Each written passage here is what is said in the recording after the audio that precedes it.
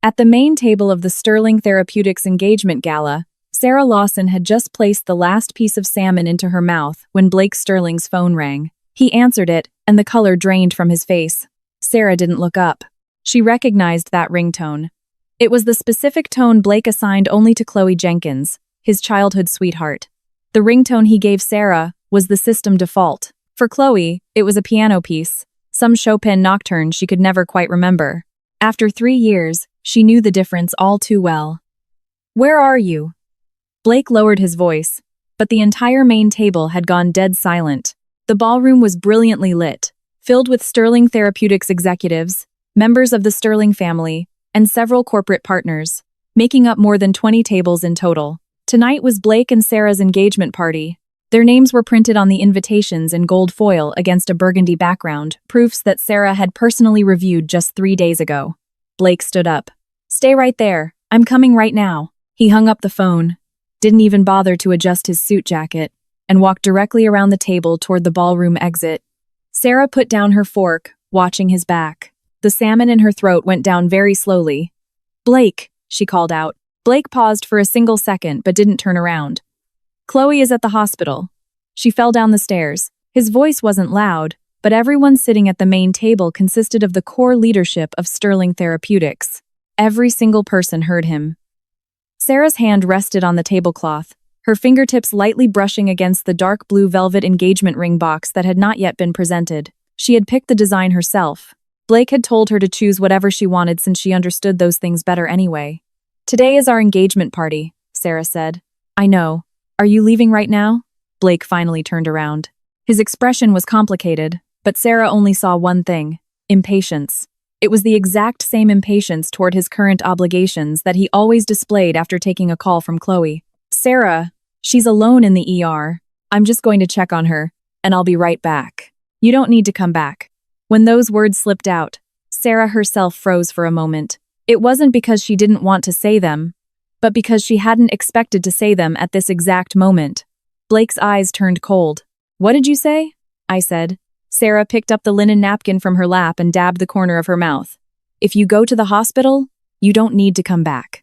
The eyes of the guests across the 20-something tables began to drift toward the main table. Blake's mother, Eleanor Sterling, sat opposite Sarah, her wine glass suspended in the air, the smile frozen on her face.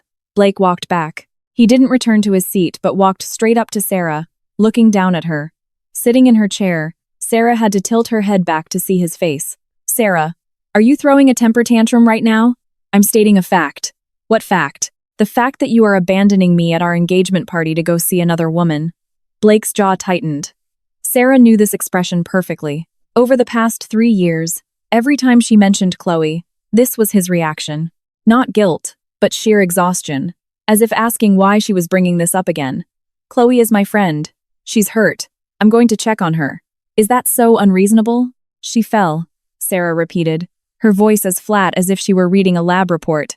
"Down the stairs, right after our engagement party started." "What are you trying to say?" "Nothing at all." Blake leaned down, resting his hands on the back of her chair. He was so close that Sarah could smell his cologne. His voice was dropped very low, meant only for the two of them. "If you feel wronged, we'll talk about it when I get back. But acting like this right now, in front of all these people, how do you expect me not to look like a fool?" Sarah looked into his eyes.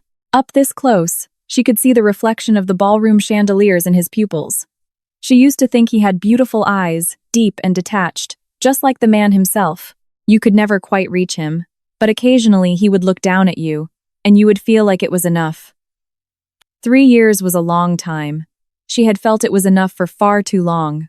"Then go," Sarah said. Blake stood up straight and adjusted his cuffs. He thought those words were a concession. "Then go" had been spoken by Sarah far too many times.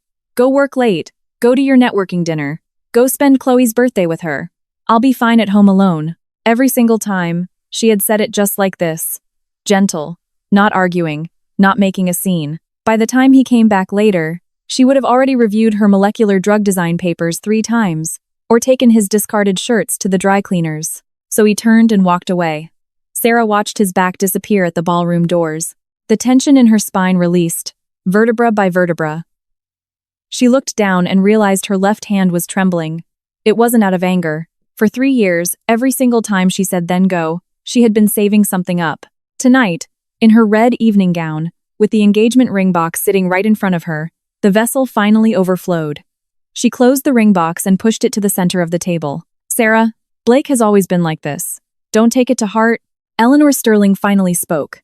Her tone held a mixture of appeasement and warning. Eleanor, I'm not taking it to heart. Sarah stood up. I'm going out for some fresh air. As she walked out of the ballroom, the sound of her heels clicking against the marble floor was crisp and clear. At the end of the hallway was a floor-to-ceiling window. Outside was the Ritz-Carlton garden, the manicured shrubs illuminated brightly by landscape lighting. She stood by the window and pressed her hands against the cold glass, letting the heat from her palms be drawn away little by little. Her phone rang. It wasn't Blake's number. It was Chloe's. Sarah stared at the screen for 3 seconds before answering. Sarah. Chloe's voice carried a sob, soft and sweet like a marshmallow soaked in water. I'm so sorry. I didn't mean to.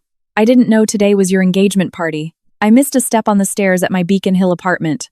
It just hurt so much, and I didn't know who else to call. You called Blake. I was scared to be alone at the hospital. Sarah, please don't be mad.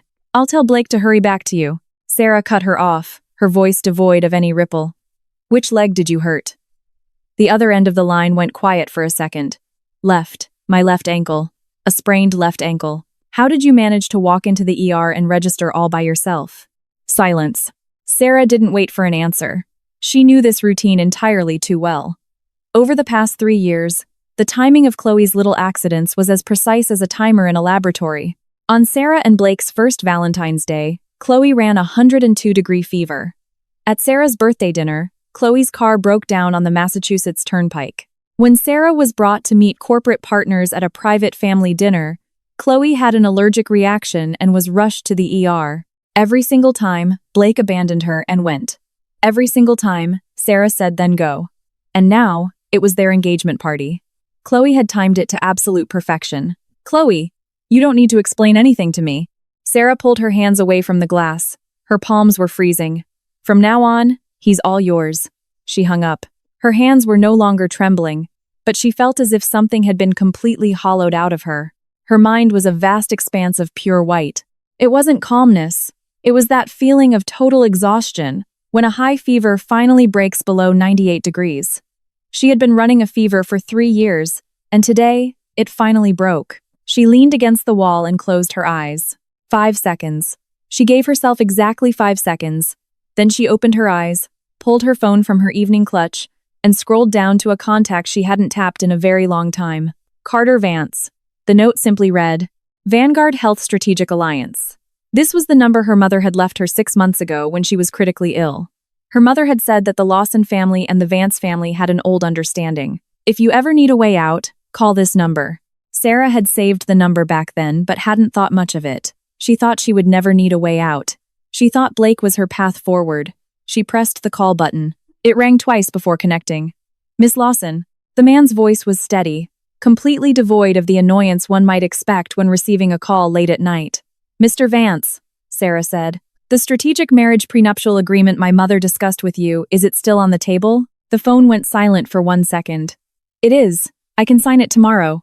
Another second of silence, slightly longer than the first. Good. Sarah hung up. She checked the time. It was 8:47 in the evening. The engagement gala had begun less than 2 hours ago. She turned and walked back toward the ballroom. She stood at the doorway for a moment. Through the half-open doors, she could see that the people at the main table were still there. Some were talking in low voices. Some were looking at their phones.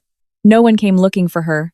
No one asked if she was all right. Eleanor was saying something to the person next to her, her expression completely back to normal, as if her son ditching his fiancée at their engagement party was merely a minor hiccup, not worth wasting another facial expression on. Sarah walked in, returned to her seat, and set her clutch down. She didn't just sit and wait. She took out her phone, logged into the Sterling Therapeutics HR portal, and submitted a request under the Paid Time Off section. She selected Vacation Honeymoon for 15 days. In the reason box, she typed just 3 words, Personal Family Matters. She hit Submit.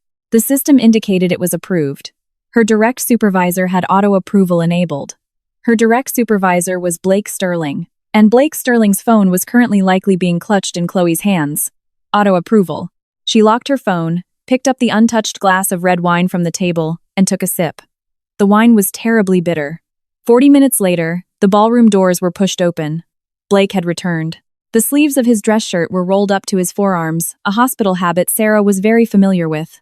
There was a subtle smugness on his face, the specific kind of relaxed satisfaction he always had when returning from Chloe's side, having just been deeply needed by someone weak and gentle. He walked straight to the main table and sat heavily back down next to Sarah. I took care of it. It was just a sprained ankle, nothing major. He picked up his wine glass, took a sip, and turned his head to look at Sarah, his tone carrying a hint of pacification. Stop glaring. Today is our big day. Sarah didn't respond. Blake assumed she was throwing a silent fit. He had seen it too many times. Sarah's way of being angry was to stop talking, quietly and obediently suppressing her emotions beneath the surface, waiting for him to coax her a little or take her out to a nice dinner in the Seaport district, and then it would blow over. It had been like this for 3 years. All right, come on. He reached out to grab the dark blue velvet box on the table, preparing to go through the most important procedure of the night, the ring exchange. As his fingers brushed against the box, he noticed its position had changed. It had been sitting on Sarah's side of the table, but now it was pushed to the absolute dead center. He thought nothing of it, opened the box, and took out the 3-carat diamond ring. Sarah, give me your hand. Sarah turned her head and looked at him. The ballroom lights hit the side of his face. He really was very handsome. Sharp eyebrows, a high bridge of the nose, a razor-sharp jawline. He was wearing a dark gray bespoke suit, and the emerald cufflinks at his wrists were a birthday gift from her. On the surface, this was a perfect, dependable man. But beneath that perfect shell, Sarah saw something else entirely. He didn't truly see her. Not just today, but never in the past 3 years. She used to think it was just his introverted personality, that he was bad at expressing himself. Later, she realized that was a lie. When he bought a birthday gift for Chloe, he spent 4 hours picking it out at Copley Place. She had seen his credit card statements. When he called Chloe, his voice would involuntarily soften. She had heard it countless times from the living room. It wasn't that he didn't know how to love, he just didn't love her. And what had she done over these past 3 years? She had pushed Sterling Therapeutics' core-targeted drug molecular patents from the lab phase all the way to phase 3 clinical trials. She had entirely restructured the group's research and development pipeline. She held 11 authorized patents under her name, 6 of which were the foundational technical pillars for every single active project currently running at Sterling. Blake knew all of this, but in his mind, these were simply Sarah's job duties.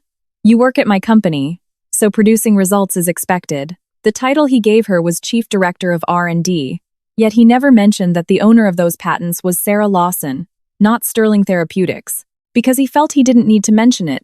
Sarah was his fiancée. What belonged to her belonged to him. Sarah. Blake held the ring and waited a few seconds, but nothing happened. He reached his hand out, frowning. What are you thinking about? Give me your hand. There's no need. Blake's hand froze. What? I said there's no need. Blake. Sarah's voice wasn't loud, but every single person at the main table heard her perfectly. The engagement is off. The air in the ballroom seemed to freeze. The low whispers, the clinking of glasses, the scraping of silverware, all vanished completely. Blake's face turned incredibly ugly in an instant. It wasn't heartbreak. It was the blinding rage of a man whose pride had been deeply offended. He slammed the ring box shut with a sharp crack that echoed harshly through the silent hall. Sarah, do you have any idea what you're saying? I do. There are over 200 people sitting in here, all showing up out of respect for the Sterling family and this company. You want to throw a fit right now? I'm not throwing a fit. Sarah folded her napkin and placed it on the table. Her movements were very slow and precise, just like how she handled delicate instruments in the lab. I'll give you a result instead. What result? Because I went to check on Chloe? Blake sneered. Sarah was far too familiar with that laugh. Whenever he thought she was being unreasonable, he made that exact face. Sarah, can you stop being so petty? Chloe and I grew up together. She got hurt, and I went to check on her. Is that such a crime? Are you really going to ruin everything over something this trivial? Sarah stood up. She was wearing a custom red evening gown made specifically by Sterling's branding department for tonight. The material was exquisite, but when she put it on earlier, Blake had barely glanced at it before saying, Yeah, Looks appropriate. Now she stood before him, looking down, because he was still sitting. You know exactly why I'm calling off the wedding. It isn't because of today. It's because of every single day over the last 3 years. But I don't want to litigate this with you anymore. Sarah cut him off. And you don't need to explain Chloe to me. From this moment on, who you're with has absolutely nothing to do with me. Blake's eyelid twitched. It wasn't because Sarah had said something hurtful, but because her tone was completely flat. So flat that it didn't sound like they were fighting. It didn't sound like she was pouting. It didn't sound like she was threatening him with a breakup to force a compromise. It was as flat as a doctor handing a family member a terminal pathology report, where the outcome was already written in stone. This wasn't the Sarah he knew. The Sarah he knew would get angry, but her way of getting angry was silence. She would feel wronged, but her way of feeling wronged was locking herself in the lab and working until 3 in the morning. She would feel sad, but her way of feeling sad was drinking half a glass of red wine alone on the balcony and still making him breakfast the next morning. The Sarah he knew wouldn't stand in front of 200 people and declare the engagement off in a tone that sounded like she was commenting on the salmon being slightly stale. He stood up. When he stood, the height advantage returned. He was half a head taller than Sarah, with broad shoulders and a natural physical dominance. Sarah, do you think I just have a great temper? Do you think I'm just going to spoil you and let you act out? His voice sank. It was no longer the impatience from earlier. It was genuine, heated anger. Sarah didn't step back. Fine. Blake nodded, as if making a decision. He picked up his phone from the table, dialed a number, and put it on speaker. Chloe. Blake. Chloe's voice came through the phone, the trailing sob ringing crystal clear in the dead silent ballroom. What's wrong? Aren't you at the engagement party? Come over here. But my foot. I'll have the driver pick you up. 20 minutes. He hung up, looking at Sarah, the corner of his mouth even curling into a slight smile. You always think there's something going on between me and Chloe, right? Fine. I'll have her come here and explain it in front of everyone. If you think there's some inappropriate relationship between us, you can ask her yourself in front of 200 people today. I'm giving you the opportunity. Sarah looked at him and suddenly realized something. He wasn't giving her an opportunity. He was giving himself a way to de-escalate on his own terms. In his logic, the only reason Sarah was calling off the wedding was out of extreme jealousy. As long as he magnanimously brought Chloe over to clear the air, Sarah's misunderstanding would be resolved. She would take back the breakup, and the engagement party would proceed. He would remain the high and mighty, completely in control CEO. He hadn't even considered the possibility that Sarah was serious. In his world, Sarah lacked the qualifications to seriously leave him. Where would she go? The Lawson family's debts had been bailed out by Blake. Sarah's lab belonged to Sterling Therapeutics. Sarah's social circle was tied to Sterling Therapeutics. Everything Sarah had in Boston was tethered to Blake Sterling. Where could she possibly go? 20 minutes later, Chloe arrived. She was helped inside. A driver in a black uniform half carried, half supported her to the main table. Her left ankle was wrapped in an ace bandage. Her hair was down. She wore a thin white cardigan. Her face was devoid of makeup, and her eyes were red. Amidst a room full of guests in formal evening wear, she looked like a wounded doe that had stumbled into a grand cathedral. Sarah noticed several male guests in the ballroom, letting their eyes linger on Chloe. Blake. Chloe couldn't stand steady, instinctively reaching out to grip Blake's arm.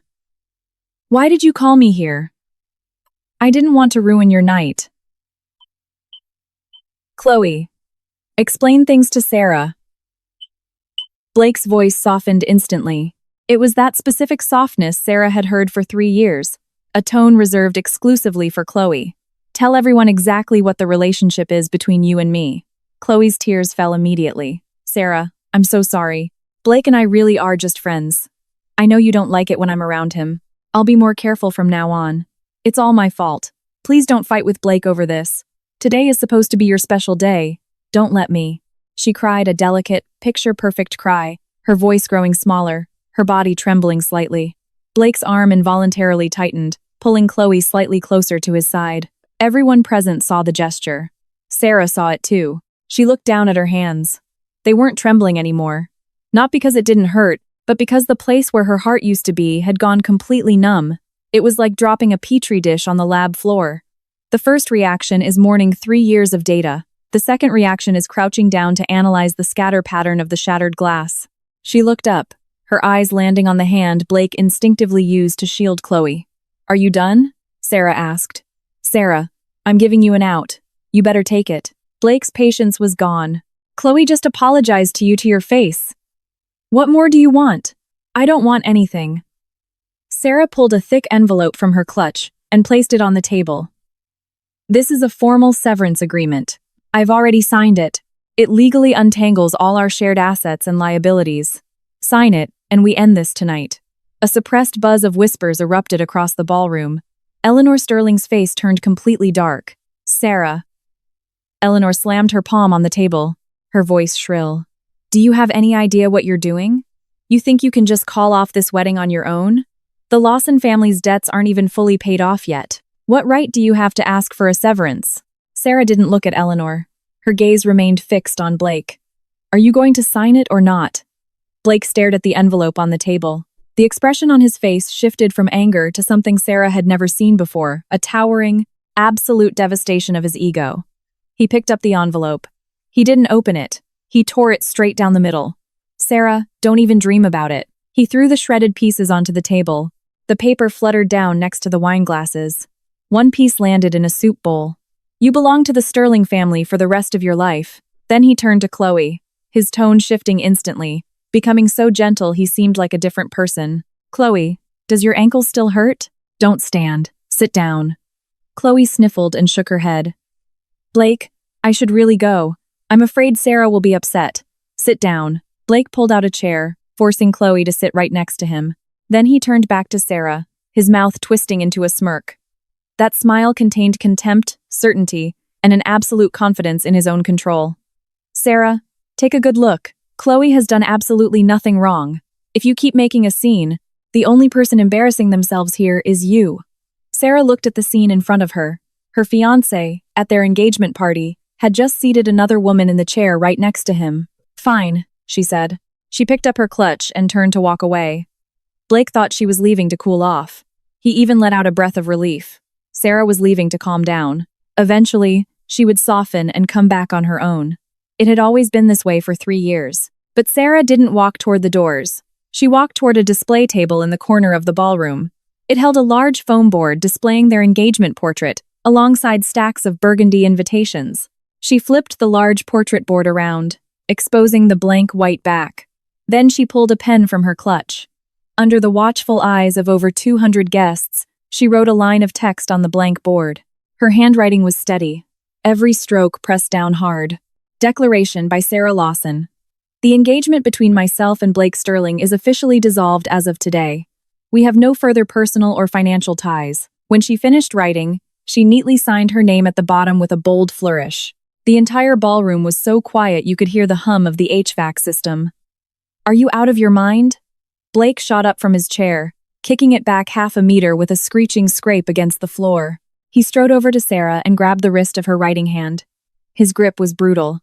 Sarah's fingers were forced open, and the pen clattered to the floor. Do you realize there's media here? Do you realize this is going to be in the news tomorrow? You're trying to destroy Sterling's reputation. Sarah's wrist was turning white under his grip. She looked down at his fingers. The knuckles were white from the force, just like how tightly he held her hand the very first time they touched 3 years ago. Except 3 years ago, he was holding on to her. Now, he was trying to break her.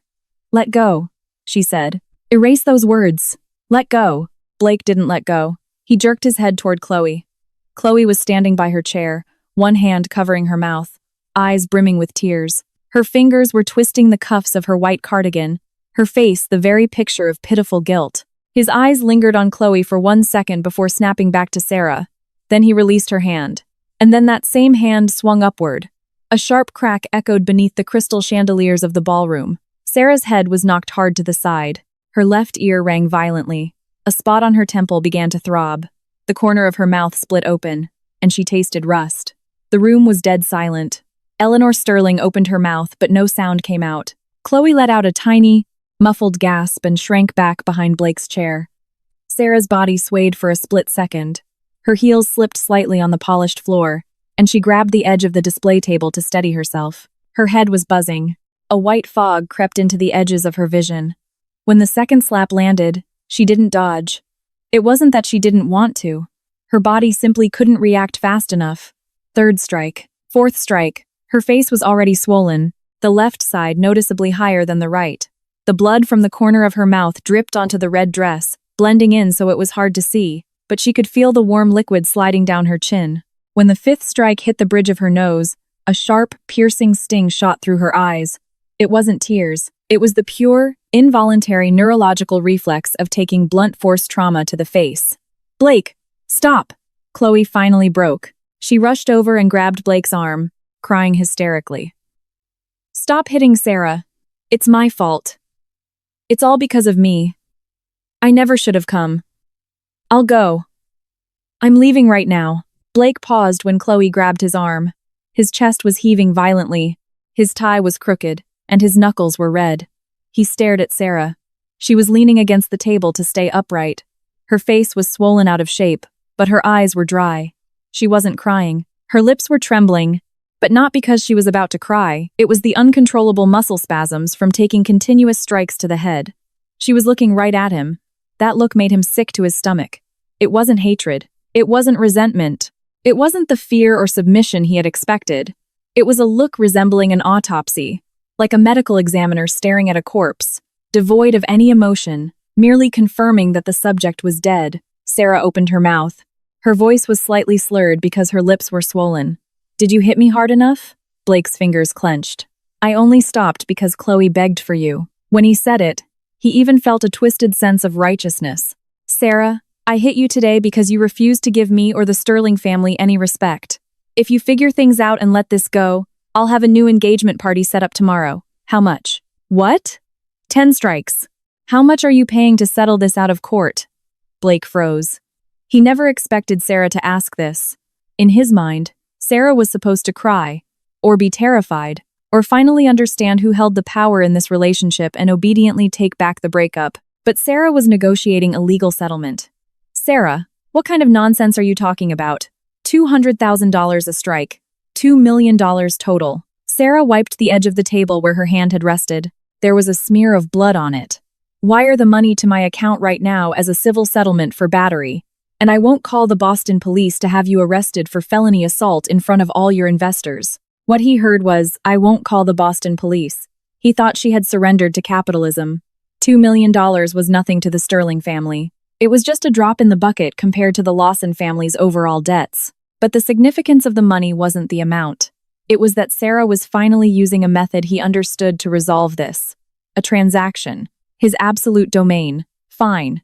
Blake pulled his phone from his pocket and opened his banking app right in front of everyone. $2 million wire transfer. He entered the passcode and hit confirm. A notification chime rang out. Sarah's phone vibrated. She looked down at the screen. $2 million had been deposited. She looked back up. Her left eye was swollen so badly she could barely keep it open. The blood on her mouth had half dried. The neckline of her red dress was torn sideways. But she stood perfectly straight. "Thank you," she said. She reached into her clutch and pulled out a second copy of the severance agreement. It was identical to the one he had ripped up. She walked up to Blake and placed the document flat on the display table right in front of him. "This is the duplicate." Her voice had no inflection. "The $2 million was a civil settlement for you battering me. I accept it. The separation of our assets is a completely separate legal matter. It has nothing to do with the assault compensation." The smile froze on Blake's face. He thought the $2 million bought Sarah's submission. But Sarah took the money and didn't yield a single inch on ending the engagement. "Sarah, you can refuse to sign it." Sarah held the pen out to him. "But the copy of this agreement, along with the medical injury report for my face, will be on my lawyer's desk tomorrow morning. You choose. Are you threatening me?" "I'm explaining the legal process." Blake stared at Sarah's face. On that face, swollen to the point of deformity by his own hands, sat a pair of entirely lucid eyes. Those eyes made his scalp tingle. Not because of hatred, he could handle hatred, but because the way those eyes looked at him was like looking at a product taken off a shelf and then placed right back. He took the pen. His hand hovered over the signature line for 3 seconds. In his head, he calculated Sarah's position at Sterling, her family's debts, her social circle. All of it was under his control. Even if he signed the agreement, she still had to come back to him. Where could she go? Her lab was at Sterling. Her patent licenses were running Sterling's active trials. Her entire career was welded to Blake Sterling's empire. Sign it and be done with it. Let her freeze out there for a couple of days. and she'll know to come crawling back. He signed it. The sound of the pen scratching against the paper was piercingly loud in the quiet room. Sarah took the agreement back, carefully checked the signature to ensure it was correct, folded it, and placed it in her clutch. The engagement is over. She turned around. Over 200 pairs of eyes tracked her like searchlights. Bearing a deformed, swollen face, wearing a blood-stained red dress, she walked step by step toward the ballroom doors. The sound of her heels clicking against the marble floor echoed sharply. Clack, clack, clack. She didn't look back. She didn't cry. Behind her, Chloe whispered to Blake. Blake. Is Sarah really mad? She wouldn't do anything stupid. Would she? Blake leaned back in his chair and loosened his tie. What stupid thing could she possibly do? If she leaves the Sterling family, she can't even afford to pay her rent. He picked up his wine glass and downed it in one shot. Give her 3 days. She'll be back. The moment Sarah pushed open the ballroom doors, the cold air from the hallway hit her. It struck her swollen, burning left cheek, sending a sharp, agonizing ache straight to the roots of her teeth. She didn't stop. She walked all the way out the front doors of the Ritz-Carlton. When the night wind hit her, she finally realized her legs were weak. It wasn't fear. It was the delayed physical crash after the adrenaline washed out of her system. She leaned against a pillar by the entrance and stood there for over 10 seconds until feeling returned to her legs. Then she unlocked her phone. Carter Vance's number was still at the top of her call log. She didn't dial it. She opened her messages and sent Carter a text. The severance is complete. Are you available tomorrow morning to sign the prenup and marriage documents?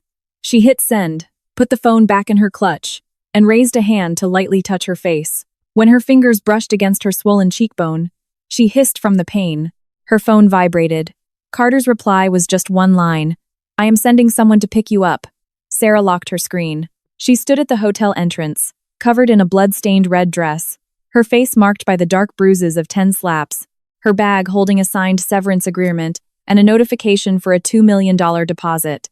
Deep inside the ballroom behind her, Blake was comforting a relentlessly weeping Chloe. Her ex-fiancé had absolutely no idea that starting tomorrow morning, the licensor of the 6 core patents that Sterling Therapeutics relied on to survive would no longer be a Sterling employee. 15 minutes later, a dark gray car pulled up silently to the hotel entrance.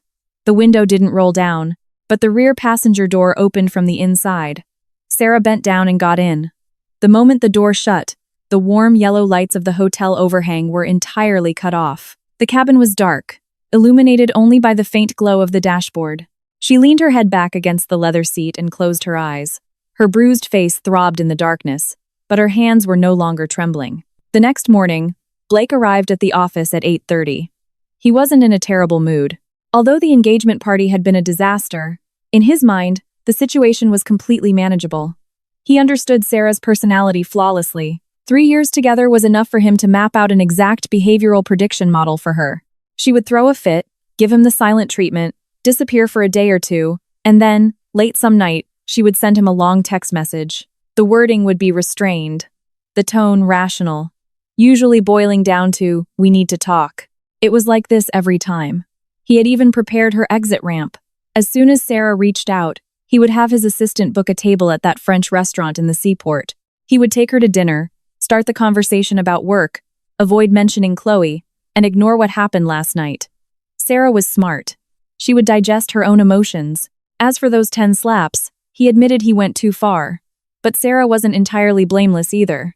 Writing a public breakup declaration in front of 200 people, what was that if not a slap to his own face? He sat down in his CEO leather chair, tossed his phone on the desk, and picked up the Phase 3 clinical trial progress report he hadn't finished reading yesterday. After flipping 2 pages, he picked up the desk phone and dialed the R&D department's extension. Tell Sarah to come to my office.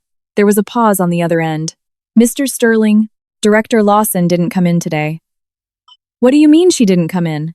Is she late? No, she requested time off.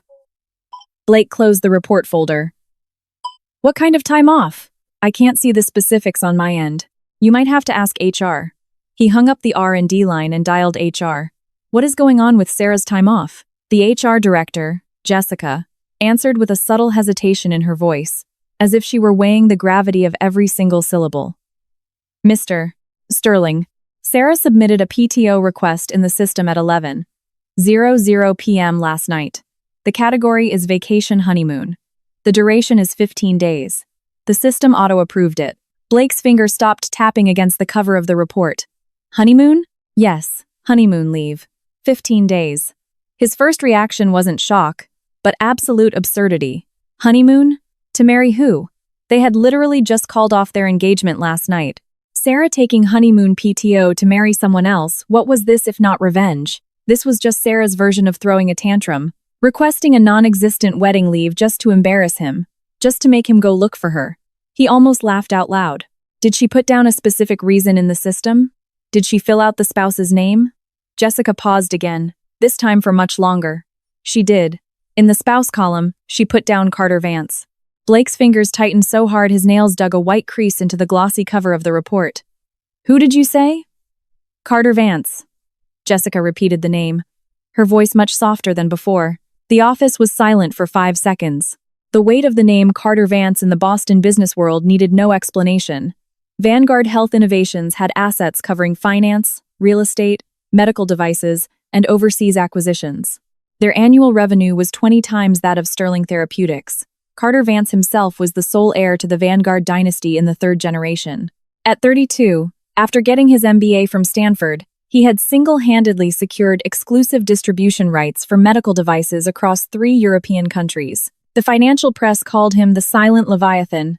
Blake had met him exactly once. It was at a healthcare industry summit dinner in Boston last year. Carter sat at the absolute center of the main VIP table, while Blake was seated in the second row. When Blake tried to step forward to hand him a business card, Carter's assistant had politely blocked him. Mr. Vance's schedule is full tonight, Mr. Sterling. You can have your assistant contact our office to make an appointment. An appointment. He needed an appointment just to hand the man a business card. And now? Sarah was telling him she was going to marry this man? Impossible. Blake slammed the desk phone down, picked up his cell phone, and dialed Sarah's number. The number you have dialed is powered off. He dialed it again. Powered off. He opened his messaging app. Sarah's profile picture was still there, but when he sent a message, a gray exclamation point appeared. She had deleted him. He was blocked. Blake slammed his phone down hard onto the desk. The case hit the corner with a sharp crack. He stood up and yanked his office door open. Where is Chloe? His assistant looked up, visibly nervous. Chloe. Chloe arrived on time today. She's at her desk. Send her in. 2 minutes later, Chloe pushed open the door to the CEO's office. She was wearing a pale yellow cardigan today, her hair tied back in a low ponytail, her makeup so light it was barely visible. The bandage was still wrapped around her left ankle, and she limped slightly as she walked. Blake, did you need me? She stood by the door, her voice soft. You look terrible. Did you not sleep well last night? What's Sarah's relationship with Carter Vance? Chloe blinked. Carter Vance? You mean the guy from Vanguard? Her confusion looked entirely genuine. Does Sarah know him? I have no idea. She requested 15 days of honeymoon PTO. The spouse listed is Carter Vance. Chloe's fingers dug into the hem of her cardigan. Honeymoon? She's marrying Carter Vance? Chloe's eyes turned red, and that fragile, heart-wrenching sob that Sarah had endured for 3 years crept into her voice. Blake, is this because of what happened last night? If Sarah is doing this because of me, it's all my fault. I never should have called you. This has nothing to do with you. Blake cut her off. His tone was harder than usual. Chloe looked up at him, tears hanging precariously on her eyelashes. She had known Blake for years and rarely saw this expression on him. It wasn't anger. It was something much deeper than anger. It looked as if he had been holding onto a string this whole time, only to suddenly realize the other end had been cut, and he had no idea when it happened. Blake, do you regret it? Do you regret hitting Sarah last night? I don't regret it, he shot back quickly. She embarrassed me in front of 200 people. She deserved to be taught a lesson. He picked up the report from his desk and slammed it back down. But she has no fucking right to request honeymoon leave. He grabbed his suit jacket and stormed out of the office. Blake, where are you going? HR. Sterling Therapeutics' HR department was on the 17th floor. Blake took the elevator down from his 28th floor executive suite. Along the way, he passed 3 groups of employees. Every single one took one look at his face and instinctively flattened themselves against the wall to let him pass. When he pushed open the glass doors of the HR department, the typing across the entire open-plan office stopped instantly. Jessica. The HR director stood up, still clutching a pen. Mr. Sterling. Sarah's PTO was auto-approved by the system, correct? Yes, you're her direct approver. Your settings automatically approve any PTO over 3 days. Blake's temple throbbed. He had set up the auto-approval himself because he figured Sarah was his fiancée, and he didn't need to micromanage her time off. He trusted her. Or, more accurately, it had never crossed his mind that Sarah would ever use this clearance to do anything out of line. Pull up her request. I want to see the original documentation. Jessica hesitated. Mr. Sterling, I can pull up the electronic log, but Director Lawson also submitted a hard copy of the request, along with supporting documents. What supporting documents? Jessica walked behind her desk and opened a file cabinet. She pulled out a clear plastic folder and handed it to Blake. Her fingers were trembling slightly. Blake took it. There were 3 things inside the folder. First, a printed copy of Sarah's leave application. The signature was handwritten. The date was yesterday, the night of the engagement gala. Second, a summary of a prenuptial strategic alliance agreement. The letterhead belonged to the Vanguard family office. The contents outlined the framework of a strategic marriage between Sarah Lawson and Carter Vance. The terms were brutally formal, covering separation of assets, security details, and integration of corporate resources. At the bottom were 2 signatures. Sarah's handwriting matched her PTO request perfectly. Next to Carter Vance's signature was the official gold-embossed notary seal of the Vanguard family. Third, a confirmation receipt for a civil marriage appointment at Boston City Hall. The date was exactly 3 days from now. Blake stared at Carter Vance's signature for 10 full seconds. No one in the HR department made a sound. Jessica stood 2 steps away. The other employees kept their heads down, pretending to stare at their monitors. This prenup summary? Blake finally spoke, his voice dangerously low. When was it signed? The timestamp on the application documents is 11:00 p.m. last night. 11:00 p.m. last night. Sarah had walked out of the gala around 9:00 p.m. That meant within 2 hours of leaving the ballroom, she had signed an entirely different contract. 2 hours. Blake set the folder down on Jessica's desk. His movements were slow and careful, but the moment his fingers let go, his knuckles were stark white. Besides you, who else has seen these documents? Per standard protocol, the HR filing clerk saw them. Also, Jessica swallowed hard. When Director Lawson submitted the paperwork, she explicitly marked it to CC, the legal department. Legal should have received their copy this morning. Sarah CC'd the legal department on a prenup summary. She wasn't throwing a tantrum. She wasn't using PTO to threaten him. She was executing a formal, irreversible legal procedure. Blake turned and walked toward the exit. Mr. Sterling, Jessica called out to him. If Director Lawson's leave is to be revoked, she either needs to cancel it in the portal herself, or you need to provide a formal written justification as her supervisor. Do you want me to? No. Blake walked out of HR. The fluorescent lights in the hallway emitted a faint hum. He walked to the elevator bank and pressed the up button. The doors opened. Standing inside were Robert Evans, the chief financial officer, and 2 department managers. Seeing Blake's face, all 3 men simultaneously shrank back into the corners of the elevator. No one said a word. He returned to the CEO's office and shut the door. Chloe was still there. She was sitting on the sofa, a cup of herbal tea she had made herself sitting on the coffee table. She had been stirring the petals at the bottom of the cup with a straw. When Blake walked in, she immediately put the cup down and stood up. Blake, what happened? Was it a mistake? There's no way Sarah actually knows Carter Vance. She knows him. Blake walked behind his desk and sat down, staring blankly at the Phase 3 clinical trial report. He couldn't read a single word. The prenup is signed. The honeymoon leave is real. Chloe opened her mouth, then closed it. Her eyes went red again, but this time she didn't cry. Instead, she walked carefully over to Blake's side, reaching out to gently touch his cuff. Blake, are you hurting? Blake didn't answer.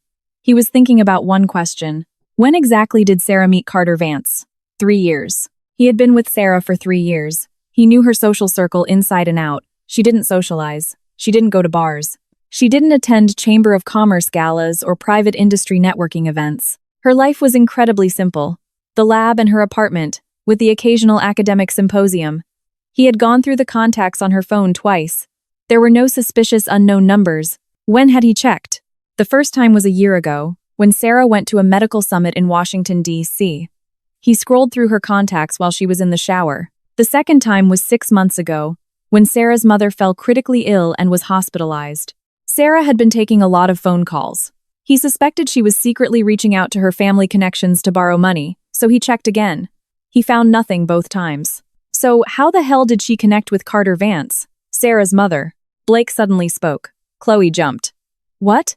When Sarah's mother was in the hospital, a few people visited on behalf of the Lawson family. I had someone look into it. They said they were distant relatives.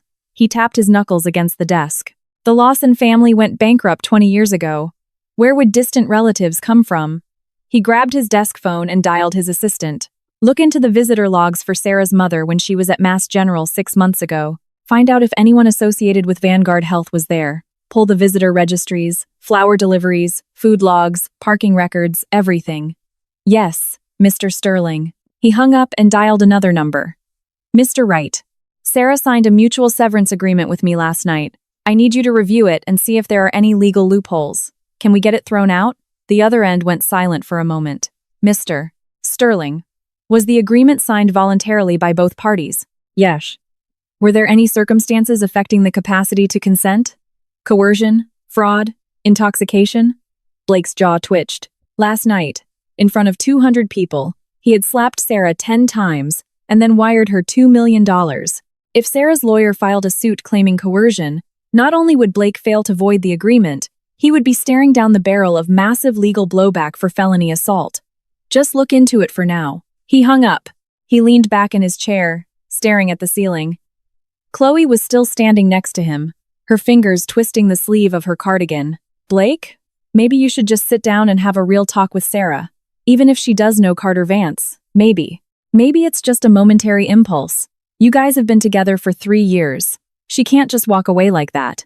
She can't walk away, Blake said. His tone regained a fraction of its usual certainty. He swiveled his chair to face the floor-to-ceiling windows. Outside was the Boston skyline. The Sterling Therapeutics building wasn't the tallest, but it was in a prime location. Even if she signed some strategic prenup with Carter Vance. So what? Every single patent under her name is tied up in Sterling's projects. Phase 3 clinical trials are halfway done. 6 months of data has already been run. If she dares to pull out, the project halts instantly. She isn't the only one who loses. She destroys her own work. Her academic reputation, her industry standing, it'll all go up in smoke. The more he spoke, the more certain he became. Sarah is smart. She wouldn't gamble her entire career over a temper tantrum. Hearing this, Chloe slowly let out a breath, a faint smile touching her lips. That's good. Blake, don't worry so much. Sarah is definitely just acting out. Once she thinks it through, she'll come back. Blake didn't reply. He pulled his gaze from the window and let it fall onto the Phase 3 report on his desk. The cover read, Sterling Therapeutics, SV, 700 Cardiovascular Targeted Innovative Drug Phase 3 Clinical Trial Plan. Under the project lead section, it read, Sarah Lawson, patent holder. He stared at that line for 3 seconds. Then he flipped the report open. At 2:00 p.m., Blake convened an emergency meeting with the core executives of Sterling Therapeutics. 12 people sat on either side of the long conference table. The VP of R&D, the Director of Clinical Affairs, the Director of Regulatory Compliance, CFO Robert Evans, and the leads of several key projects. Chloe sat in the chair to Blake's right, a notebook open in front of her to take meeting minutes.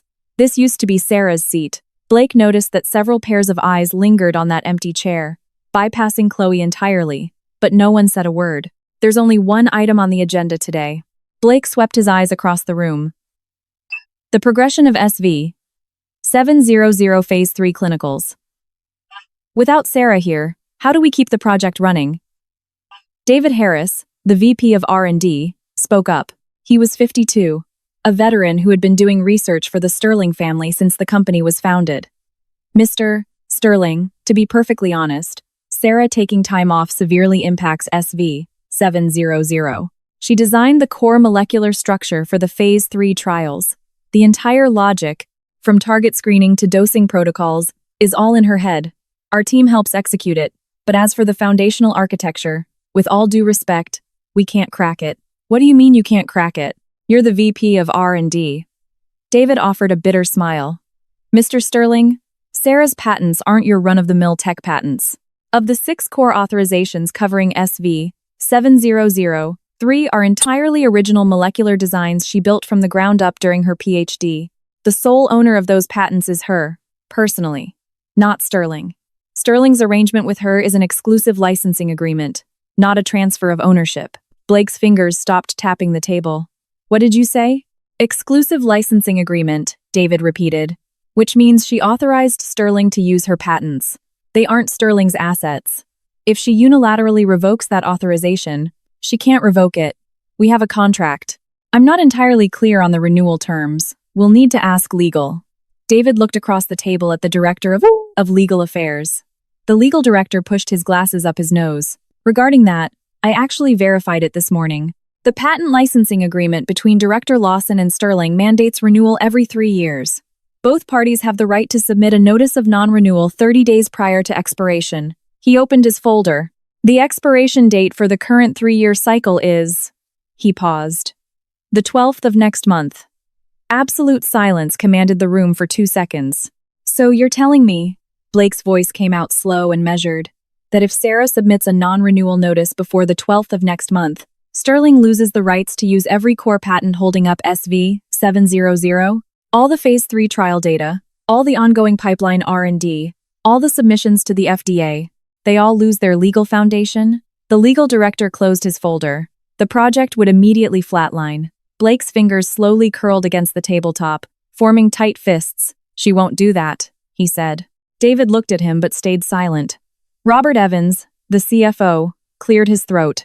Mr. Sterling, allow me to add some context. Sterling has sunk $60 million into the SV700 Phase 3 trials so far.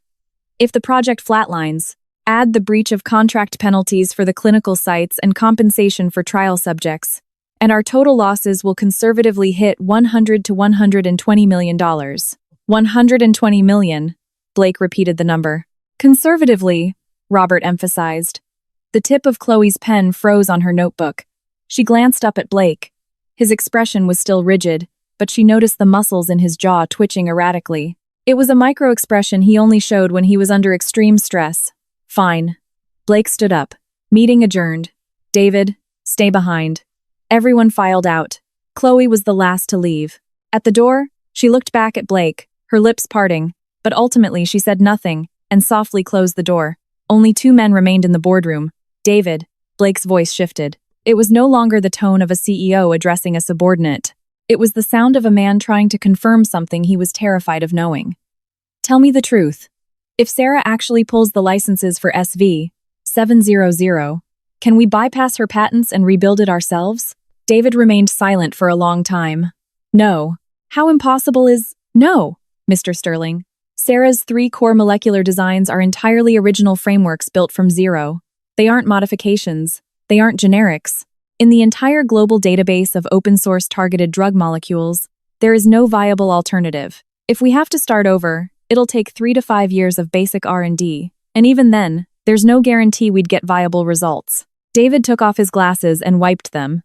Mr. Sterling, forgive me for overstepping, but in the 3 years Sarah has been at Sterling, she hasn't just been running a project. She built the entire underlying skeletal framework for our drug R&D. SV700 is just the first apple to grow on that tree. If she leaves, we aren't losing a project. We're losing the entire orchard. Blake stood by the boardroom window, his back to David. The sky over Boston had turned overcast, the low gray clouds painting the glass facades of the Seaport District in a chaotic, silvery slate. She isn't going to leave, he said. David stood up and pushed his chair back. When he reached the door, he paused, as if wanting to say something else, but instead, he simply sighed and walked out. Blake stood alone in the empty boardroom. He took out his phone and dialed Sarah's number again. The number you have dialed is powered off. He gripped the phone tightly, staring at Sarah's contact photo on the screen. It was a picture he had taken. Sarah was in the lab, looking down into a microscope, the cold white light illuminating the side of her face, a pencil tucked behind her ear. He put the phone down. The SV700 progress report was still open on the table. His eyes fell on the project lead line. Sarah Lawson, patent holder. He had seen that line countless times and never thought anything of it. Sarah was his person. Sarah's patents were Sterling's patents. Sarah's capabilities were merely proof of his own brilliant eye for talent. That was the fundamental reality he had never questioned over the last 3 years. And now, Sarah had signed a prenup with Carter Vance. Her phone was off, she blocked him on messaging, and HR had a 15-day vacation parked in their system. 15 days.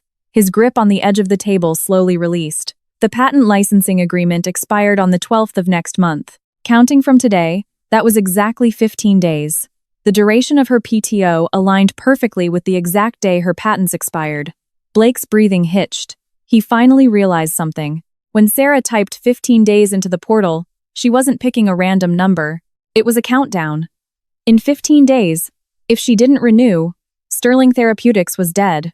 And she had chosen to spend those 15 days marrying a man Blake couldn't even reach if he spent his whole life trying. Blake sank slowly into the chair. The boardroom was dead quiet, save for the hum of the AC vents. He leaned his head back, staring up at the fluorescent lights. The harsh white light cast deep, sickly shadows under his eyes. He picked up his phone and called his assistant. Find Carter Vance's private contact info. I don't care what channels you have to use. Get it to me today.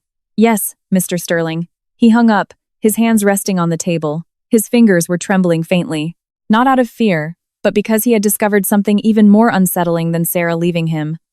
For the past 3 years, he had never truly realized that none of those patents actually belonged to him. He thought Sarah was a tree he had planted. Now he realized that tree had its own roots, and those roots had never once anchored into his soil. On the 3rd day, Blake didn't get a call from Sarah. Instead, he got an email from the FDA's Office of Clinical Policy and Programs, addressed to Sterling's Director of Regulatory Compliance, and CC'd to Clinical Affairs and Legal.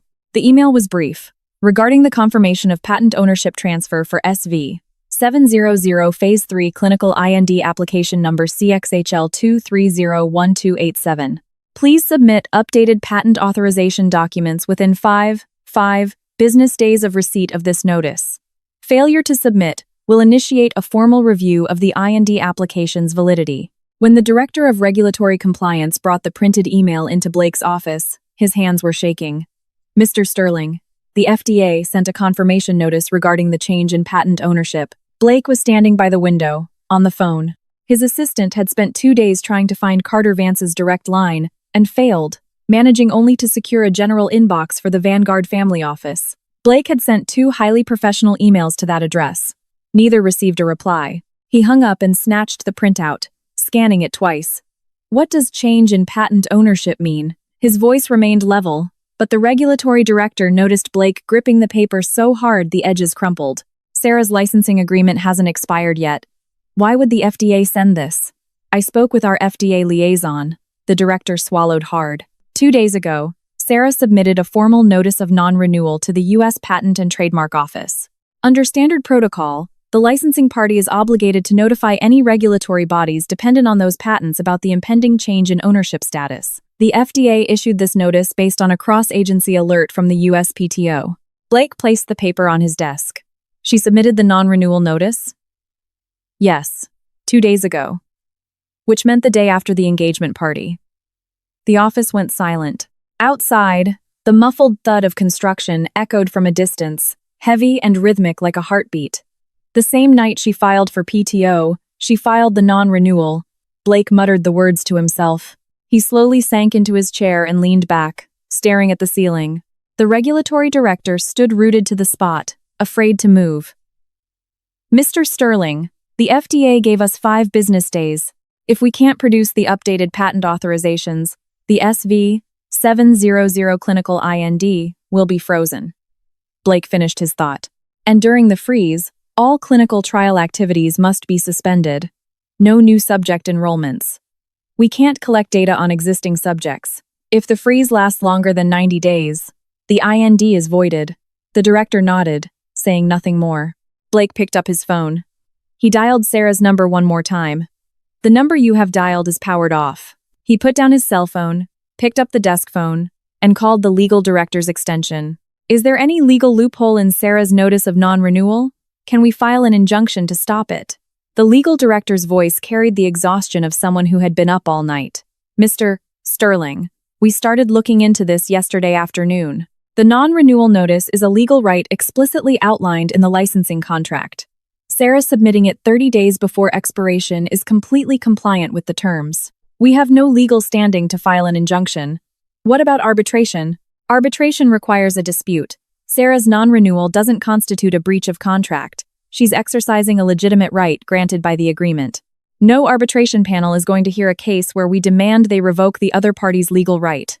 Legally speaking, we have absolutely no ground to stand on. Blake's fingers slowly tightened around the receiver. So you're telling me she can refuse to renew whenever she wants, and we can do absolutely nothing about it? The legal director was silent for 2 seconds. Not unless she personally withdraws the notice. Blake hung up. He sat in his office for 10 minutes, perfectly still. Then he stood up, grabbed his suit jacket, and walked out. "Mr. Sterling, where are you?" his assistant started to ask. "Get David and Robert in conference room 3. 10 minutes. When David and Robert arrived in conference room 3, Blake was already standing in front of the whiteboard. The board was blank. 2 things, Blake started. First, the FDA issued a change of ownership notice. The SV-700 clinical application is facing a freeze. I need you to tell me if there's any way to protect the IND before Sarah comes back." David shook his head.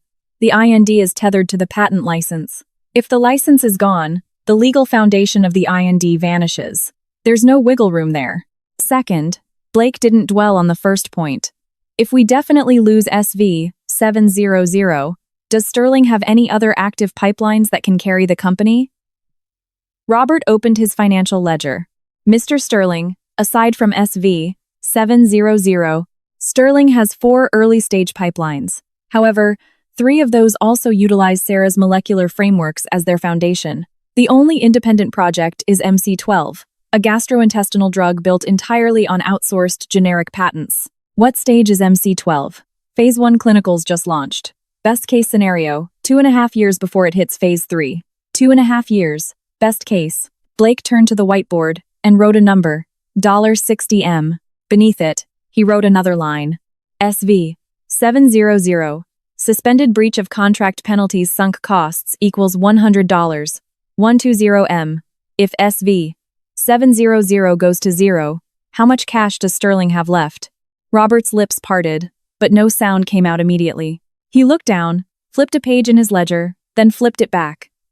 "Mr. Sterling, I'll give you the hard numbers. SV-700 Phase 3 is locked in with 3 major hospital clinical sites. The breach penalties total roughly $15 million. Compensation for subjects dropping out and follow-up health monitoring will cost around $5 million. If the FDA initiates an IND review, the administrative fees and third-party audits will run another $1 million. Add that to the $60 million sunk cost. Bottom line, if SV-700 zeroes out, Sterling's liquidity will face a deficit of at least $35 to $40 million. With our current revenue structure, we won't survive 6 months." The numbers on the whiteboard glared under the fluorescent lights. Blake dropped the marker and turned back to the 2 men. "SV-700 can't zero out. That means Sarah needs to withdraw her non-renewal notice. And if she doesn't?" David asked. "Then we need to find alternative patent licensing. A team capable of delivering targeted molecular designs of the exact same caliber anywhere in the world." David took off his glasses and massaged the bridge of his nose. "I started making calls 3 days ago. The Tanaka Lab in Japan, Nexon Labs in Boston, the Novartis branch in Switzerland. Not a single one of them has an off-the-shelf framework that can directly replace the SV-700 core molecules. None of them. Mr. Sterling, I told you before, Sarah's 3 core molecular designs are built from scratch. There are no public alternatives anywhere in the world. If we start over, 3 to 5 years. If we buy it." David paused. "It depends on whether Sarah is willing to sell." "Who would she sell to?" Blake asked. David said nothing. Robert said nothing. But all 3 men were thinking the exact same name, Vanguard. The Vanguard conglomerate had a subsidiary called Vanguard Medical Devices, which had recently been making aggressive moves into the innovative drug sector. If Sarah married into the Vance family bringing those 6 core patents with her, or more accurately, if she used the strategic marriage as a bridge to inject those licenses into Vanguard's medical portfolio, Vanguard would instantly acquire the most elite targeted drug R&D capabilities in the country overnight. and Sterling would be left with nothing. David. Blake's voice was dangerously low. How many years have you been at Sterling? David blinked, caught off guard. 14 years. 14 years. From my father's era to mine, you watched Sarah build SV 700, step by step. Tell me, if Sarah had never come to Sterling 3 years ago, where would we be today? David was silent for a long time. Mr. Sterling, if Sarah hadn't joined Sterling 3 years ago, today we'd only have 2 generic drug pipelines and a gastrointestinal drug still stuck in phase 1. Annual revenue would hover around 40 to 50 million. We wouldn't go bankrupt, but we certainly wouldn't be a top 5 biotech firm in Boston. He paused. Once SV 700 hits the market, projected annual sales are north of $1 billion. Sterling's current valuation, the number our investors agreed to, is built entirely on the expectation that SV 700 reaches the market. If this project dies, our valuation shrinks by at least 70%. 70%. Blake's spine went rigid. Robert, the Series B funding round we closed last month. How is the buyback clause structured? Robert's face paled. The buyback clause dictates that SV 700 must produce a Phase 3 interim analysis report by next June. If we fail to deliver, the investors have the right to trigger a mandatory stock buyback. The buyback price is set at 1.5 times their initial investment. How much is 1.5 times?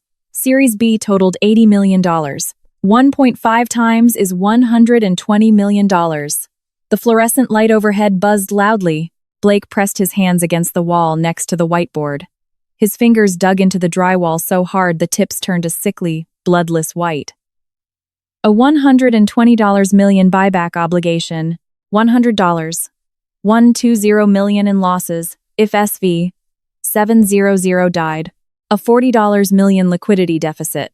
Sterling Therapeutics, from the inside out, top to bottom, had one name carved into every single load-bearing pillar. Sarah Lawson. Mr. Sterling. David broke the silence. With all due respect, there's only one viable option right now. Talk to Sarah. Whatever it takes, get her to withdraw the non-renewal notice. No matter how high her demands are. We just need to save SV 700. Her phone is off. Then go find her. I don't even know where she is. Blake's voice finally cracked. Her phone is off. She blocked me. Her apartment is empty. I sent someone to check her mother's hospital room. She was transferred out last week. Transferred to... He stopped. Transferred where? Robert asked. Blake's Adam's apple bobbed. Vanguard Premium Care at Mass General. VIP International Wing. Robert and David exchanged a look. Sarah's mother had been transferred from a Sterling-affiliated hospital straight into Vanguard's private care network. That meant Sarah hadn't just severed her legal ties to Sterling. She had cut the final physical tether connecting her to Blake's world. Her professional ties? Non-renewal notice submitted. Her personal ties? Severance agreement signed. Her family? Already secured by Vanguard. She had extracted herself from Blake Sterling's universe with absolute surgical precision. Mr. Sterling, have you tried contacting the Vanguard family office? David asked. I sent 2 emails. No response. Then I know what you're about to say. Blake pulled his hands away from the wall. You're going to tell me to swallow my pride and physically go to the Vance estate. David didn't deny it. Blake stood before the whiteboard, his back to them. The terrifying numbers on the board glared at him in his peripheral vision. $60M, $100M, $120M, 70%. I can go. But first, I need to understand one thing. He turned around. When exactly did Sarah connect with the Vance family? This couldn't have been a spur-of-the-moment decision. Her non-renewal notice, her prenup, her mother's transfer, all of it happened within the exact same time window. This isn't the kind of grand strategy someone who spends her days designing molecules in a lab just cooks up overnight. He walked to the table and grabbed his phone. I'm going to have my assistant pull Sarah's travel logs, conference attendance, and expense reports for the past year. I want to see every single interaction she might have had with Vanguard. After hanging up, he dialed another number. Mr.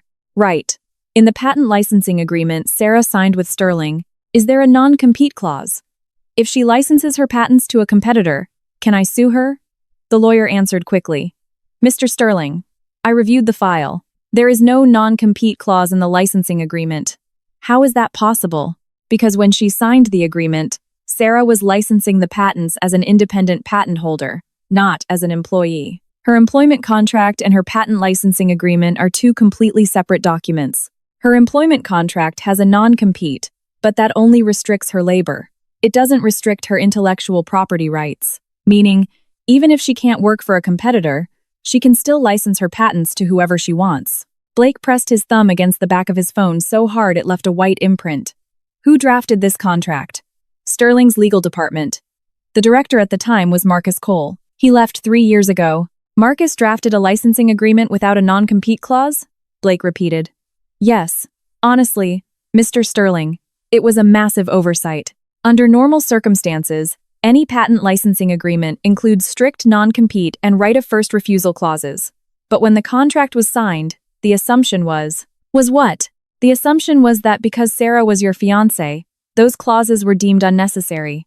Blake didn't say a word. He slowly set his phone down on the table. Mr. Wright was correct. 3 years ago, when Sarah joined Sterling, they were already together. In Blake's mind, he and Sarah were a single entity. Her patents were his patents. She belonged to him. There was absolutely no need to use legal jargon to handcuff one of his own. He even remembered the day they signed the papers. Sarah had brought the draft to him and asked if he wanted to add a few protective clauses. He had laughed and said, "Add what? Do I need to protect myself against you?"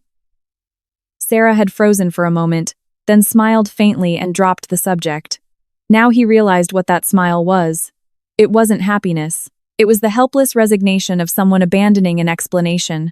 She knew from day one that the contract was full of holes. No, not holes. He had personally dismantled the gates meant to protect his own company, entirely convinced that Sarah would never walk out of them. "Mr. Sterling." David's voice pulled him back. "Your assistant sent over the results." Blake looked up. David handed him his phone. The screen displayed a long message from the assistant. Over the past year, Sarah's travel and conference logs show no direct contact with Vanguard. However, there is one record from 6 months ago. Sarah attended an international rare disease symposium in San Francisco. One of the sponsors for the symposium was Vanguard Premium Care. The VIP wing where Sarah's mother is currently staying is managed by Vanguard Premium Care. Blake stared at the text on the screen. 6 months ago. Sarah's mother fell critically ill 6 months ago. Sarah went to the San Francisco symposium 6 months ago. Vanguard sponsored that symposium. Did Sarah seek out Vanguard, or did Vanguard seek her out? He didn't know the answer, but he knew one thing. For the past 6 months, Sarah had been working 12-hour days in Sterling's lab, pushing the SV-700 Phase 3 trials forward, all while silently and flawlessly paving her exit route. The prenup, the non-renewal notice, the hospital transfer, the marriage appointment at City Hall. Every single step executed with terrifying precision. Every single step completed right under his nose without him noticing a thing. And what had he been doing for the past 6 months? He took Chloe to Miami on a business trip. Sarah had booked their hotel. He promoted Chloe from front desk intern to special assistant to the CEO. Sarah had reviewed the HR notice and said nothing. He bought Chloe a $5,000 necklace for her birthday, expensing it to the company. The approval went through Sarah's portal. She approved every single expense without asking a single question. It wasn't because she didn't know. It was because she had stopped caring a long time ago. The things she actually cared about, the patent expiration date, her mother's treatment plan, her escape route, she had handled every single one of them perfectly in the shadows. Meeting adjourned, Blake said. David and Robert stood up. When Robert reached the door, he turned back. "Mr. Sterling, there's one more thing. The Boston Biotech Industry Association is holding its quarterly board meeting this afternoon. We're a board member.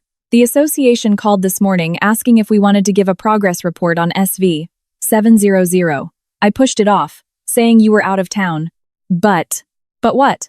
But the association secretary mentioned that Vanguard's newly established innovative drug division is holding a strategic launch on the association's platform next week. The theme of the launch is Commercialization Pathways for Original Targeted Drug Molecular Designs. Blake's spine stiffened. Original Targeted Drug Molecular Designs. There was only one person in Boston who had achieved commercial-grade results in that specific field. Sarah. "I understand," he said. Robert walked out. When the door clicked shut, Blake was the only one left in the boardroom. He grabbed the eraser and wiped away every number he had written on the whiteboard. The dry felt scraping against the board made a harsh, grating sound, like nails on sandpaper. When he was done, the whiteboard was completely empty, just like Sterling's future. Blake tossed the eraser into the pen cup. He checked the time on his phone. 4:17 p.m. Day 3 of Sarah's honeymoon leave. 12 days until the patent licenses expired. He opened his contacts and scrolled to a number he hadn't dialed in a long time. Sarah's mother. He hesitated for 3 seconds before hitting call. It rang 4 times before connecting. Hello? The voice on the other end was a young woman, not Sarah's mother. I'm looking for Mrs. Lawson. Who is this? Blake Sterling. From Sterling Therapeutics. The line paused. Hello, Mr. Sterling. I'm the care coordinator for Vanguard Premium Care. Mrs. Lawson is currently resting and can't take calls. If you have a message, I can relay it to her or her family. Her family. Is Sarah there? I apologize, Mr. Sterling, but Miss Lawson's itinerary is classified as client privacy. We can't disclose that information. Blake's grip on his phone tightened. I'm her. He stopped. What was he to Sarah? Fiancé? Ex-fiancé? The severance agreement was already signed. He was absolutely nothing. If it's convenient for Miss Lawson, please ask her to call me back. I'll pass the message along. The call ended. Blake placed his phone on the conference table. The room was empty. The whiteboard was blank. In front of him sat a cup of tea that had gone completely cold, the leaves sinking darkly to the bottom. He picked it up and took a sip. It was so bitter he grimaced. 3 years ago, when Sarah first came to Sterling, it was in this very boardroom. She wore a dark blue blazer, her hair tied back tightly, carrying a thick stack of patent descriptions and a partnership proposal. She drew molecular structures and clinical pathways on the whiteboard for 40 straight minutes. Her voice wasn't loud, but her logic was terrifyingly clear. Everyone in the room was stunned, including him. After the meeting, he took her out to dinner. Over the table, he asked her. With these patents, why don't you just start your own company? You could easily secure funding. Sarah had chewed on the ice in her water glass, thought for a moment, and said, My mother's illness requires long-term treatment. I don't have the time to build a company from scratch. Sterling already has clinical resources and a regulatory team in place. I provide the tech, you provide the platform. We both get what we need. We both get what we need. He thought that was an incredibly pragmatic thing to say, almost cold. Later, they got together, and he slowly forgot that sentence. He assumed Sarah stayed at Sterling not just because it was mutually beneficial, but because she loved him. He thought love would paper over all the structural vulnerabilities in their business arrangement. That was why he didn't include a non-compete. That was why he didn't lock down the patent rights. That was why he didn't care that the patents were registered under Sarah's name instead of Sterling's. Because he firmly believed Sarah would never leave. Why would a woman who loved him ever leave? Now he knew. Sarah had left. Not because she didn't love him anymore. He wasn't even sure if she ever truly had. She had simply operated within their mutually beneficial framework, giving him 3 years of gentleness and tolerance. And he had taken that gentleness and tolerance entirely for granted. He pushed the teacup aside. Before walking out of the boardroom, he looked back at the empty whiteboard one last time. The molecular structures Sarah had drawn 3 years ago were long gone, but those structures were alive in every piece of data for SV-700, in every report, in the bloodstream of every patient currently undergoing clinical trials. And now, they were about to be permanently erased from Sterling's system. On the 7th day, Blake finally found Sarah. It wasn't through the Vanguard family office. He had sent 5 more emails to the general inbox and received 0 replies. It wasn't through Sarah's mother either. The Vanguard care coordinator deflected him with the exact same script every time. And it wasn't through any formal channels. Chloe found her. One of Chloe's college friends owned a nail salon in South Boston. Right next to the salon was the entrance to an old triple-decker apartment building. Living in one of the units was a retired schoolteacher, Sarah's Aunt Martha. A few days ago, Aunt Martha was chatting with the salon owner and casually mentioned, My niece is crashing with me for a few days. Said she's waiting for some paperwork to clear. When Chloe brought this information to Blake, her expression was a complicated mix of hoping for praise and subtle probing. Blake, it seems Sarah isn't staying at the Vance estate. She's at her aunt's place in Southie. It's a really run-down building. Blake shot out of his chair so fast his pen nearly clattered to the floor. The address? 17 Golden Oak Lane. Unit 3. He grabbed his coat and headed for the door. Blake, do you want me to come with you? Chloe called out. The door was already shut. Golden Oak Lane, one of the oldest residential streets in Southie. The triple-deckers here were built decades ago, the exterior paint peeling and yellowed. There was no elevator, just scuffed wooden stairs lined with worn-out rubber treads. Blake's car couldn't fit down the narrow street. The alley was choked with residents' trash cans and parked cars. He had to walk. His expensive leather shoes stepped over cracked pavement, passing a guy selling hot dogs from a cart, a makeshift bike repair stand, and 2 crooked oak trees. There was no buzzer at the entrance of Unit 3. He walked straight up to the second floor. The door was old, the chrome on the handle worn down to reveal dull brass underneath. A cheap plastic welcome mat lay out front, its corners curling upward. He knocked. No answer. He knocked 3 more times, harder. Footsteps approached from inside. Not Sarah's. He knew Sarah's footsteps perfectly. Light, quick, her heels barely touching the ground. These footsteps were heavy and slow. An older person. The door opened just a crack. A woman in her late 50s peered out through the chain lock. She had graying hair and wore a floral apron. "Who are you looking for?" "Hello, ma'am. I'm looking for Sarah." The woman's eyes narrowed. "Sarah isn't here. When will she be back?" "Don't know. Who are you?" "I'm Blake Sterling." He paused for a second. "I'm a former colleague of hers. I need to speak with her about work." The woman stared at him for a few seconds. Her eyes dragged from his bespoke suit down to the luxury watch on his wrist, then out to the empty stairwell behind him. "You're that Sterling guy, aren't you?" Blake hadn't expected her to be so direct. He stiffened slightly. "Sarah told me about you." The woman's voice turned ice cold. Not politely cold, but the kind of cold that comes from a woman who had seen the bruises on her niece's face. "She told me if a guy wearing a very expensive suit showed up, I was to keep the door shut." "Ma'am, Don't call me ma'am." The woman slapped her hand against the doorframe. "When my niece came home that night, her face was swollen half to hell. She didn't have to say a word for me to know who did it. Go away. She doesn't want to see you." The door slammed in his face. The chain lock rattled sharply against the metal frame. Blake stood frozen. The hallway light, operated by a motion sensor, clicked off. The stairwell was plunged into dim, gray daylight filtering through a dirty window. He didn't leave. He took 2 steps back, leaned against the opposite wall, pulled out his phone, and checked the time. 3:00 p.m. He decided to wait. 40 minutes later, footsteps echoed from the bottom of the stairs. Blake's body reacted before his brain did. He straightened up. It was Sarah. When she rounded the landing, she was carrying a plastic grocery bag filled with a few boxes of medication and some fruit. She wore an oversized gray hoodie, her hair tied back carelessly. She had no makeup on. On her left cheek was a faint, yellowish-green bruise, the final remnant of the 10 slaps from 7 days ago.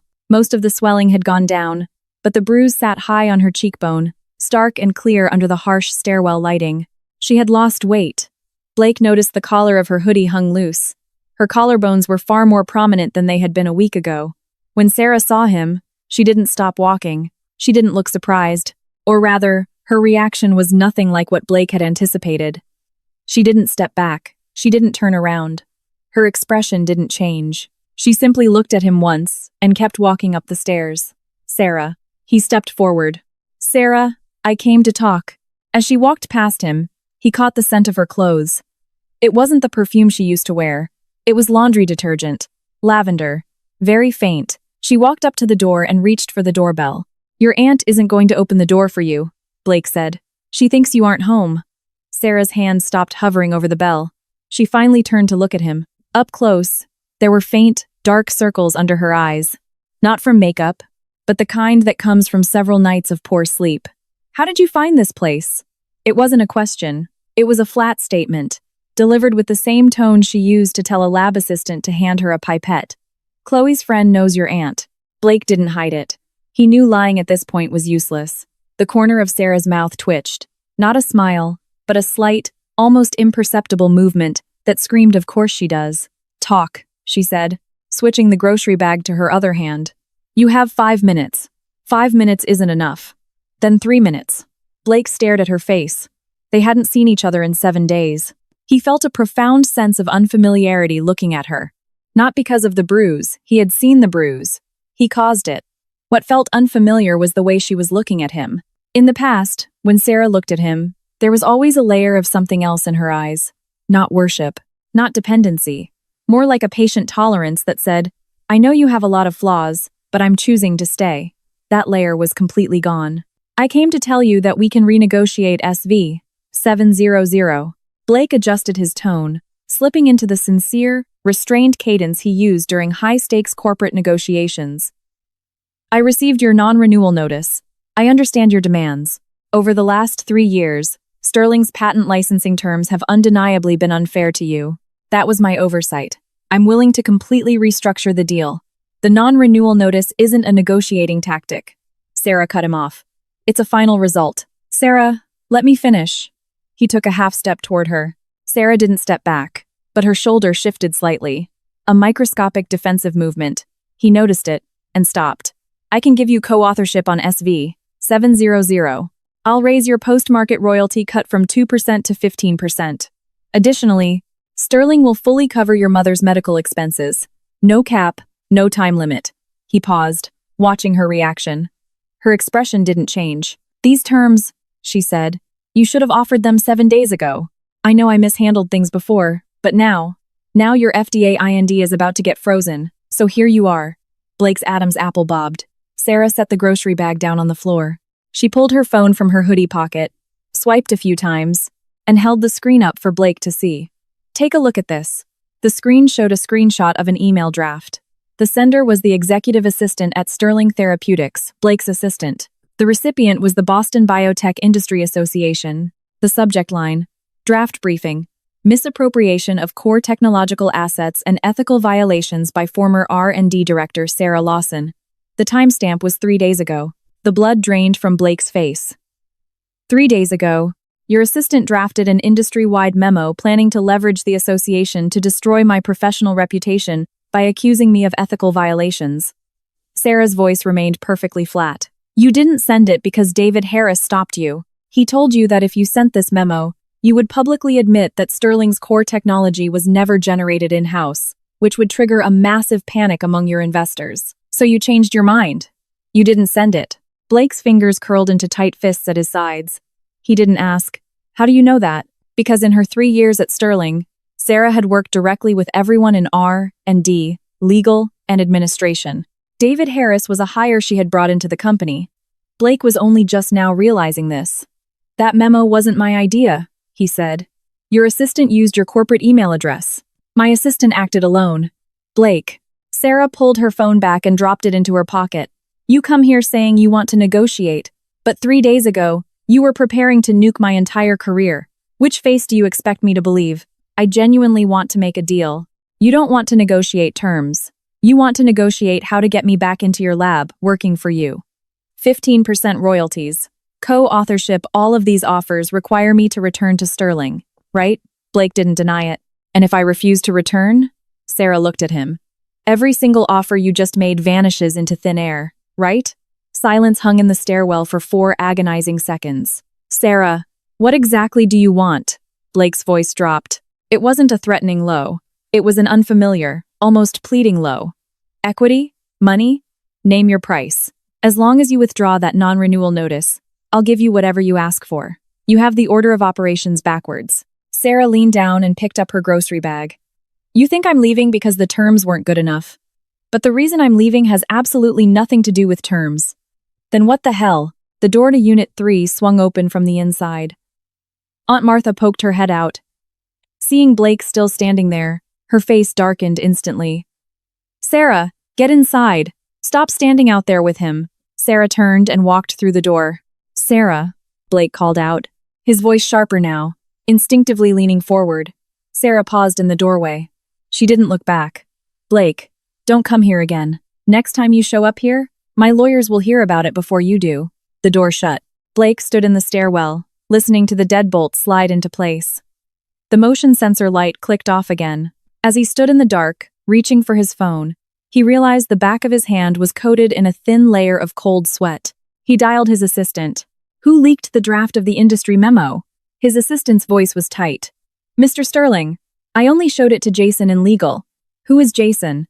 The junior associate we hired last fall. Last fall, when Sarah was still at the company, the assistant fell silent.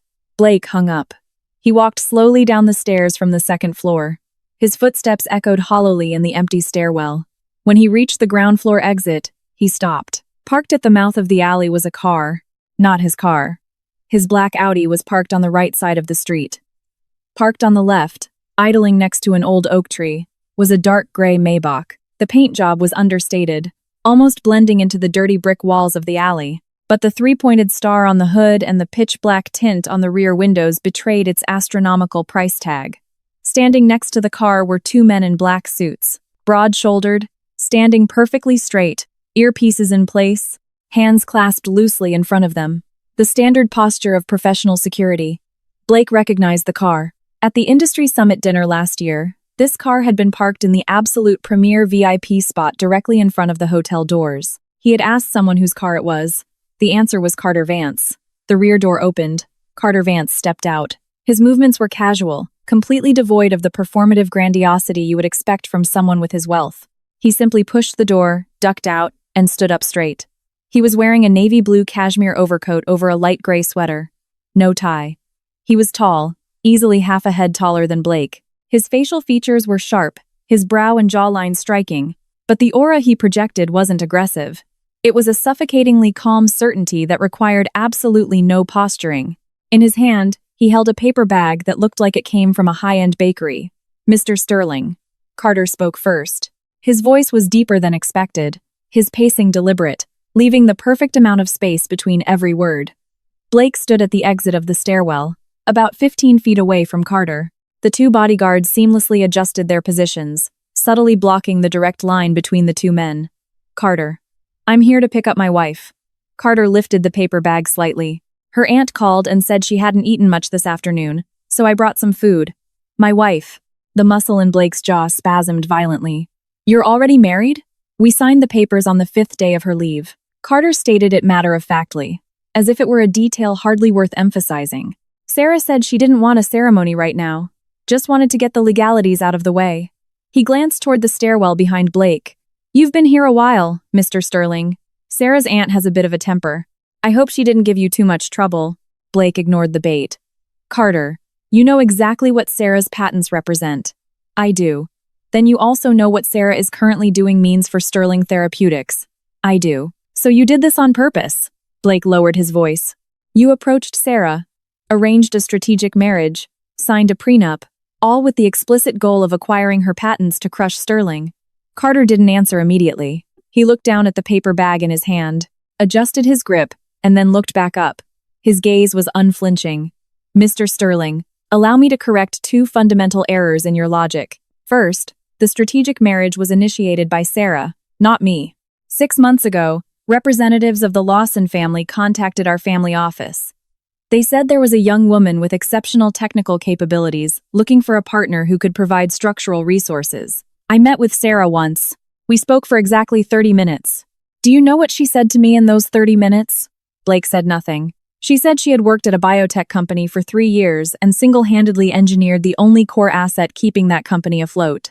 But the CEO of that company had invited his childhood sweetheart to their engagement party and humiliated her in front of everyone. This hadn't happened yet. She was talking about something else. She said this CEO used her patents to secure Series B funding. The prospectus claimed the intellectual property was wholly owned by the company, but in reality, she was the sole patent holder for every single molecule. She asked me, if the day ever came when this CEO decided he didn't want her anymore, would her patents be seized as corporate assets? Carter paused. In those 30 minutes, she didn't cry. She didn't complain. She didn't say a single bad word about that CEO. All she wanted to do was confirm one thing. Did she have a way out? Blake's lips parted, but no sound came out. Your second error, Carter continued. You think Sarah's patents belong to you. You claim what she's doing is destroying Sterling. Your phrasing implies an inherent assumption that Sarah's patents should remain at Sterling. But those patents are hers. They never belong to your company. Choosing not to renew the license is her exercising her legal right. You coming here to convince her to return isn't a negotiation. It's an attempt to guilt a woman into sacrificing her own property to save your skin. Carter switched the paper bag from his left hand to his right. Mr. Sterling, you slapped her 10 times. I'm well aware of that. The bruises on her face were the first thing I saw when I met her for the second time. She was wearing sunglasses indoors in the middle of a Boston winter. When she took them off, the entire left side of her face was swollen. His tone never spiked. It never hardened. It remained a terrifyingly level recitation of facts. But Blake noticed that as Carter spoke, the two bodyguards subtly shifted a half step forward. So, I'm in no position to teach you how to be a man. Sarah doesn't need me to fight her battles for her, but I'll tell you one thing. Sarah's patents are never returning to Sterling. This isn't my decision. It's hers. My only job is to ensure that absolutely no one can hurt her while she executes it. Blake stood frozen. His feet felt like they were cemented to the cracked pavement. A door clicked open upstairs. Sarah's voice drifted down from the second floor. It wasn't loud, but in the quiet alley, it was perfectly clear. Carter? Are you coming up? Or am I coming down? A brief pause. I'm coming down. The sound of light. Rapid footsteps echoed down the stairs. Heels barely touching the ground. When Sarah appeared at the bottom of the stairwell, her eyes landed on Carter first. It was a confirming glance, devoid of overt emotion. Then she noticed Blake standing nearby. She didn't break her stride. She walked right past Blake and went straight to Carter. Carter handed her the paper bag. Your aunt said you skipped lunch. Sarah took the bag and peered inside. Croissants. You remembered what I asked for last time. She held the bag loosely. She stood next to Carter. Not too close, not too far. There was no performative intimacy, but the natural angle of her body leaned toward him. It was an unconscious, default alignment.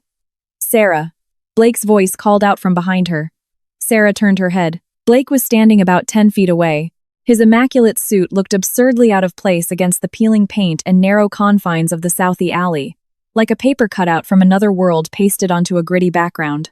Are you really not going to negotiate? His voice was much lower than before. SV-700 is 3 years of your blood, sweat, and tears. Are you really going to watch it burn to the ground? Sarah looked at him. The faint dark circles were still visible under her eyes. The collarbones framed by her hoodie were sharper than ever. Standing there, she didn't look triumphant or vindictive. She just looked tired. The deep, bone-weary exhaustion of someone who had done what needed to be done, severed every tie that needed severing, and was finally letting the fatigue catch up to her. SV-700 isn't going to burn, she said. Blake froze. It'll continue development under Vanguard's infrastructure. Sarah's tone held no arrogance, no thrill of revenge. She was simply stating a logistical fact. My patents, my data, my framework. Moving to a new platform and filing a new IND will cost me another 6 to 12 months. But the foundational technology doesn't need to be rebuilt. The muscles in Blake's face shattered. Not his expression remained rigidly intact. It was a complete loss of control deep within his facial muscles, as if a vital nerve beneath the skin had violently snapped. You planned this from the very beginning. Sarah didn't answer. 6 months ago, when you went to that San Francisco symposium, you were already coordinating with Vanguard. Yes. And after you came back, you stayed in Sterling's lab for 6 more months. You pushed the SV-700 Phase 3 trials. You led the team to generate 6 months of data. If you were planning to leave the whole time, why did you do all of that? Sarah stared at him for 3 seconds. Because the clinical trial subjects are real people with real illnesses. Blake's Adam's apple bobbed aggressively. They enrolled in a Phase 3 trial based on a protocol I designed. If I pulled out midway, their treatment would be abruptly terminated. So I stayed for 6 more months. I finished the first stage of the Phase 3 data collection to ensure every single subject had a complete, documented treatment record and a viable transition plan. Your team is fully capable of taking over that protocol. Her voice remained totally flat. It wasn't the kind of flatness achieved by suppressing rage. She was simply empty. There was no excess emotion left to spend on him. But the future commercial development of SV-700 won't happen at Sterling. Sarah paused. Mr. Sterling. She called him Mr. Sterling. Please stop interrupting my honeymoon with my husband. The words hit the brick walls of the alley, echoed faintly, and dissolved into the air. Carter said nothing.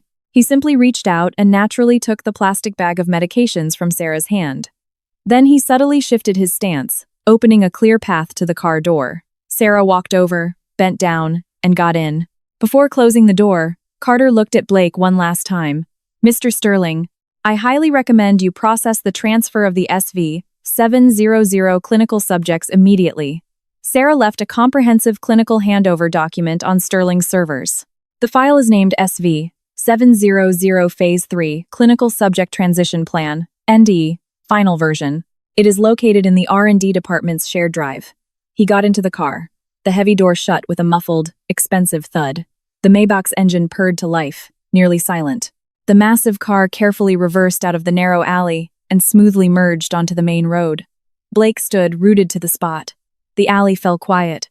The bike repair stand pulled down its metal grate. The hot dog vendor packed up his cart. The leaves on the old oak trees rustled in the wind.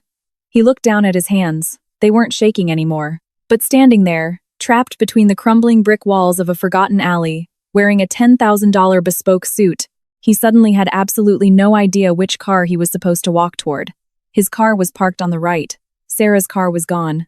On the 10th day, Blake called David Harris into his office and shut the door. "Can we keep running the Phase 3 trials for SV 700? David sat on the couch, clutching a printed email in his hand. He didn't answer immediately. Instead, he slid the paper across the coffee table. The second notice from the FDA arrived this morning. Blake picked it up. The wording was far more aggressive than 5 days ago. Given the sponsor's failure to submit updated patent authorization documents within the mandated timeframe, the FDA is formally initiating a review of the SV 700 Phase 3 IND Investigational New Drug application. All clinical trial activities must be suspended immediately, pending the outcome of this review. Suspended. As of 10:00 a.m. this morning, all 3 clinical sites received formal suspension notices from the FDA. Existing subjects will have no new data collected. Recruitment for new subjects is permanently frozen. David removed his glasses and wiped them on his shirt. I spoke with the principal investigators at all 3 sites. The FDA's stance is absolute. Until the patent ownership issue is resolved, the IND remains dead in the water. Blake slammed the email down on the desk. He pressed his fingers into the corners of the paper, crumpling them. "Did you read the subject transition plan Sarah left on the server?" "I did. The plan is flawless. Every subject's follow-up treatment path is mapped out perfectly.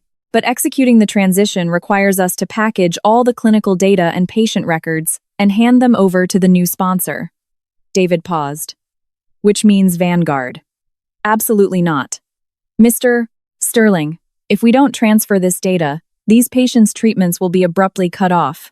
They're actual sick people." "I know they're actual sick people." Blake's voice spiked half an octave. "But handing that clinical data over to Vanguard is identical to gift-wrapping every single clinical achievement of SV 700 and handing it to our biggest rival. Sterling sank $60 million into this over 3 years, and we walk away with nothing?" David remained silent for a long time. "Mr. Sterling, with all due respect, that $60 million funded Sarah's technology. The tech is hers. The data was generated by her molecular framework. We provided the capital and the platform, but the core asset was never in our hands." Blake didn't respond. "The issue right now isn't whether we want to transfer the data." David put his glasses back on. "Even if we hoard this data, without the patent licenses, it has 0 commercial value. The FDA won't accept it. Investors won't touch it. The market will laugh at it. This data is already trashed to Sterling Therapeutics." The office sank into a suffocating silence that lasted over 10 seconds. Outside, the sky was a brutal, unbroken gray. "What if I find a workaround?" Blake suddenly asked. David stared at him. "Not Sarah's original framework. We find a similar, analog molecular structure. A modified formulation. It doesn't have to be a perfect replacement. It just has to be scientifically plausible enough to get the FDA off our backs. Can it be done?" David was silent for even longer this time. "Theoretically, we could try. But the risk is astronomical. A modified analog requires running entirely new toxicology and pharmacokinetics profiles. That takes 6 to 8 months minimum, and the success rate, I don't care about the success rate.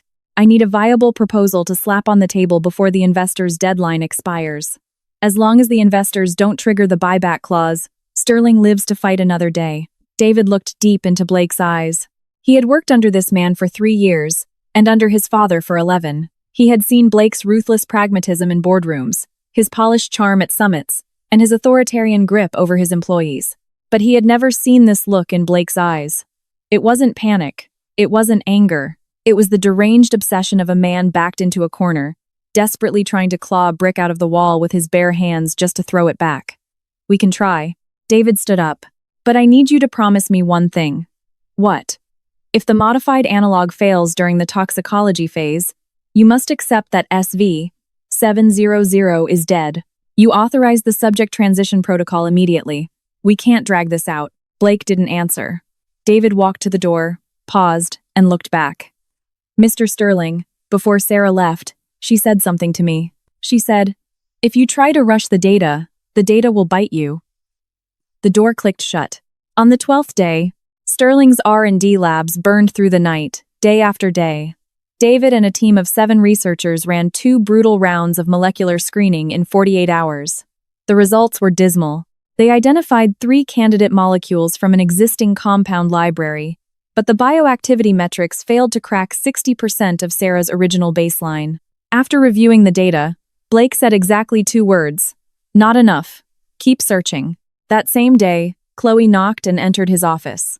"Blake, Richard from the Series B investment group has called 3 times. He saw the FDA's industry-wide suspension notice regarding SV-700. He's demanding an emergency conference call tomorrow morning." Blake tapped his finger against his desk twice. "Tell him I'm traveling. Push it to the day after tomorrow." He said he won't wait. Chloe looked down at the sticky note in her hand. He said if you don't take the call tomorrow, he's sending his legal team to Boston to initiate a forensic audit. Blake's finger froze. What were his exact words? He said the Series B term sheet includes a mandatory disclosure clause for material adverse events. The FDA suspending our clinical trial constitutes a material adverse event. Your failure to notify them immediately is, in itself, a breach of contract. Blake leaned back in his chair, staring at the ceiling. Set up the call for 10:00 a.m. tomorrow. On the morning of the 13th day, the conference call lasted exactly 25 minutes. Richard, the lead investor, asked only 3 questions. First, have the core patents for SV-700 been revoked by the original holder, Sarah Lawson? Blake replied, "We're actively managing the situation." Second, your Series B prospectus explicitly listed these 6 patents as wholly-owned corporate intellectual property. How many of those patents are actually owned by Sterling Therapeutics? Blake remained silent for 4 seconds. 0, Robert answered for him. Third, do you have a contingency plan? David jumped in. We're developing an alternative molecular analog. We project 6 to 8 months. Richard didn't let him finish. Mr. Sterling, let me be crystal clear. The Series B buyback clause is legally binding. SV-700 must produce an interim Phase 3 analysis report by next June. Right now, your clinical trials are suspended, your core patents are gone, and your backup plan hasn't even cleared toxicology. Tell me, what exactly are you going to hand me by next June? Give me 3 months, Blake said. I'll give you 30 days. If you can't present an FDA-approved resolution in 30 days, we trigger the buyback. $120 million. Mr. Sterling, think very carefully about your next move. The line went dead. In the boardroom, Robert, David, and the legal director stared at each other in grim silence. Blake sat at the head of the table, his hands gripping the edge so hard his knuckles were white, every finger strained to the point of breaking. Get out, all of you, get out. The 3 men stood up and filed out. David was the last to leave. He paused at the door and cast one final glance at Blake. Blake sat alone in the massive boardroom, surrounded by open dossiers and a glowing laptop screen. The screen displayed the audio recording interface from the call. Duration: 25:17. He reached out and slammed the laptop shut. Then he picked up his phone and called Chloe. Run a sweep on David Harris. Check his call logs, emails, Slack messages. See if he's been in contact with any outside firms recently. The line went quiet for a second. Blake, you suspect David is. Just do it. On the 14th day, Chloe placed the audit results on Blake's desk. David hadn't contacted any competing firms. But Chloe had found something else. At 11:00 p.m. the previous night, David had downloaded a file from the internal servers. The file name was SV-700 Phase 3 Clinical Subject Transition Plan, final version. It was the exact file Sarah had left on the shared drive before she vanished. Blake stared at the download log for a long time. He's securing his exit strategy. Chloe's voice was a whisper. Blake, David might be thinking about. I know exactly what he's thinking about. Blake stood up and walked to the window. The Boston skyline was drowned in a suffocating, overcast gray, looking like a faded photograph. He's waiting for Sterling to collapse.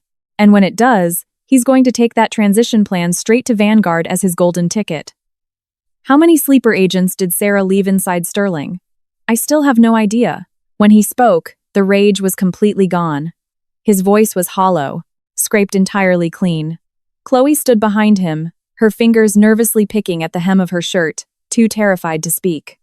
On the 15th day, the final day of Sarah's honeymoon leave, at 9:00 a.m., an automated prompt popped up in Sterling's HR system. Chief Director of R&D Sarah Lawson's leave expires today. Please confirm. Extend leave or return to duty. Nobody clicked return to duty. At 9:15 a.m., HR Director Jessica received Sarah's formal letter of resignation through the portal. The reason for departure read simply, personal reasons. Attached to it was a formalized patent licensing termination agreement.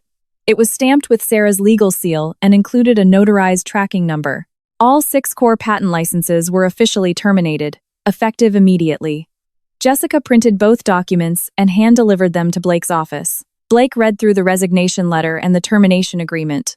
He didn't sign them. He stacked the 2 papers neatly and placed them at the corner of his desk. Jessica, pull Sarah's original employment contract. What exactly are the terms of her non-compete clause? Mr. Sterling, the legal team already confirmed this. The non-compete only applies to her employment status. It has no bearing on her patent rights. I know that. I'm not asking about the patents. I'm asking if she can legally walk out of here today and walk straight into Vanguard Health tomorrow as an employee. Jessica hesitated.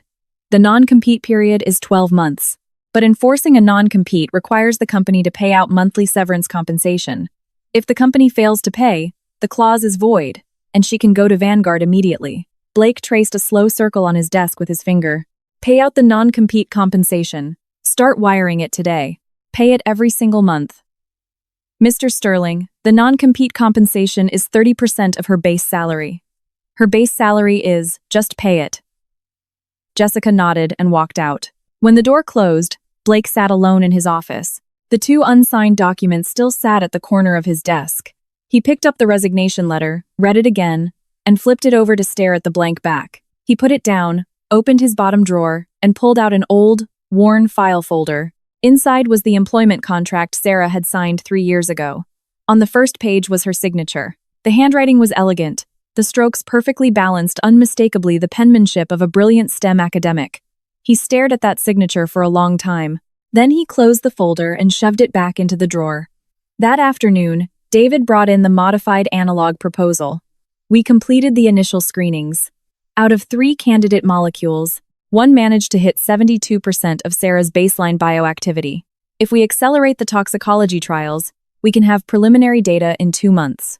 2 months. The investors gave us 30 days. 30 days isn't enough time to run full toxicology. Unless, David hesitated. Unless what? Unless we skip portions of the in vivo testing and use historical data from similar compounds to run a comparative extrapolation. But the risk is catastrophic. If the FDA catches us, we don't just lose SV700. Sterling will have its GLP lab certification permanently revoked. Blake stared at David. Do you think the FDA is going to catch us? Mr. Sterling. David, I'm going to ask you one question. Are you standing with Sterling right now? Or are you already busy paving your escape route? David's face hardened. You downloaded Sarah's transition plan at 11:00 p.m. last night. You're getting ready to package that data and hand it to Vanguard. David's grip on his folder tightened. Mr. Sterling, that transition plan is to ensure the safety of the clinical subjects. The safety of the clinical subjects can wait until Sterling's survival is secured. Now isn't the time. David stood his ground, locking eyes with Blake for 5 excruciating seconds. Then he dropped the folder onto the desk. Mr. Sterling, before Sarah left, she warned me, if you force the data will break you. I'm telling you right now, do not skip the toxicology protocols. That's a hard line. Are you done? I'm done. Get out. David walked out. Blake picked up the modified proposal and flipped to the toxicology section. He didn't really understand the molecular structures, bioactivity metrics, or safety parameters. For 3 years, Sarah had handled all of this. All he ever had to read was the executive summary and the final numbers on the last page. He picked up the phone and dialed the deputy director of R&D. Take over the modified analog proposal from David. Use comparative extrapolation for the tox data. Don't run the full experimental battery. I want a preliminary safety report ready for the FDA within 20 days. The line went dead silent for 3 seconds. Mr. Sterling, skipping toxicology. That's an order. On the 28th day, just 3 days after Sterling submitted the heavily extrapolated, patched-together safety report to the FDA, the site inspection team arrived. The FDA inspectors spent 2 full days tearing through Sterling's labs. They pulled every raw data file, every lab journal, every equipment usage log. At 3:00 p.m. on the second day, the lead inspector called Blake into the boardroom. Mr. Sterling, we have identified severe data integrity violations in your submitted safety report. Blake sat in his chair, his back ramrod straight. The comparative toxicology data you cited for your analog compound was originally sourced from a 2019 paper published by a Japanese lab. However, the molecular structure in that paper and your candidate molecule differ by a single hydroxyl group at the C7 position. That discrepancy is enough to trigger entirely different metabolic toxicities. Your report intentionally ignored this discrepancy. The inspector turned a page in his binder. Furthermore, in your safety conclusions, you directly copied the Japanese lab's data and presented it as your own empirical toxicology findings. This constitutes data fabrication. No one in the room made a sound. Pursuant to the Federal Food, Drug, and Cosmetic Act, we will formally recommend the immediate revocation of Sterling Therapeutics' GLP laboratory certification. The SV700 analog IND application will be flagged for data fabrication. We will also be forwarding this case to the Office of Regulatory Affairs and the Department of Justice for further review. The inspector closed his binder. Mr. Sterling, I strongly suggest you contact your legal counsel. The afternoon the FDA inspectors left, Sterling Therapeutics stock plummeted 19% in the final hour of trading. The next morning, Richard's legal team arrived in Boston. They didn't bring negotiation terms. They brought a formal notice of mandatory buyback, $120 million, due in 30 days.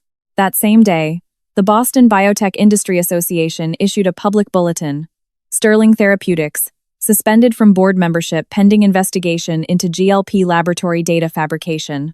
The final paragraph of the bulletin read, in related news, Vanguard Health Innovations' newly launched innovative drug division announced today that it has secured exclusive licensing rights to 6 original targeted drug molecular patents and will commence a new round of clinical IND filings. When Robert walked into Blake's office holding the bulletin, Blake was standing by the window. Mr. Sterling, David Harris submitted his resignation this morning. Blake didn't turn around. The core R&D team 4 researchers went with him. They went to Vanguard. Blake's fingers pressed against the window frame, his knuckles stark white. There's more. Robert's voice dropped to a whisper. Chloe didn't come in today. Her desk is cleared out. Her phone is off. HR said she submitted her resignation via the portal at 10:00 p.m. last night. Blake turned around. His face was entirely devoid of expression. It wasn't the stoic, forced mask of a CEO. It was the complete, terrifying slackness of a man whose facial muscles simply lacked the energy to sustain any emotion whatsoever. Chloe is gone. Gone. Didn't leave a word. Blake walked slowly back to his desk and sat down. He picked up the 2 documents that had been sitting unsigned on the corner of his desk for nearly a month. Sarah's resignation letter and her patent termination agreement. He picked up a pen and signed approved on the resignation letter. The scratch of the nib against the paper was incredibly faint. When he finished, he pushed the documents to the side and looked up at the wall. Hanging there was a framed photograph from 2 years ago, celebrating the close of their Series B funding round. In the picture, Blake stood dead center, wearing a sharp suit, smiling with supreme confidence. To his left was David Harris. To his right was Robert. And standing on the absolute far edge, half of her body nearly cut off by the frame, was Sarah. She wasn't smiling. She was just standing there quietly, holding a document in her hands. That document was the original SV700 patent licensing agreement. Blake stared at Sarah's face in the photograph for a long time. Then he stood up, took the frame off the wall, and placed it face down on his desk. 1 month later, Vanguard Health Innovations, strategic launch, and the Vance wedding reception. The venue was the Grand Ballroom at the Boston Convention and Exhibition Center. Sarah was in the bridal suite when she heard the news that Blake had shown up. When Carter's assistant pushed open the door, the makeup artist was just pinning the final pearl into Sarah's veil. The assistant's footsteps were half a beat faster than usual. "Mrs. Vance, security just intercepted someone at the perimeter. It's Blake Sterling. He doesn't have an invitation, but he told the guards he needs to see you." Sarah's hand rested on the arm of her chair. Her thumbnail slowly dug into the side of her index finger. "Is he alone?" "Alone. No entourage. He's wearing a suit, but he looks awful." Sarah looked at herself in the mirror. The neckline of her white wedding gown perfectly covered her collarbones. The veil cascaded down from the crown of her head, the sheer fabric softening the sharp contours of her face. Her left cheek was completely healed. The bruising from the 10 slaps a month ago had faded without a trace, as if it had never happened. But her thumbnail was still digging into her finger. "Let him wait outside," Sarah said. "I'll deal with him after the ceremony." The assistant nodded and left. The makeup artist went back to adjusting the angle of the veil. Sarah closed her eyes. 3 seconds. Then she opened them and released the pressure on her index finger. The white crescent mark left by her nail slowly flooded back with color. The door opened again. This time it was Carter. He was wearing a dark gray bespoke suit. No tie. He never wore a tie to any event. In the month Sarah had known him, she had never seen him wear one. Heard the news, he leaned against the doorframe. "Do you want me to have him removed?" "No. I'm sure. I'll handle it myself after the presentation." Carter looked at her for 2 seconds.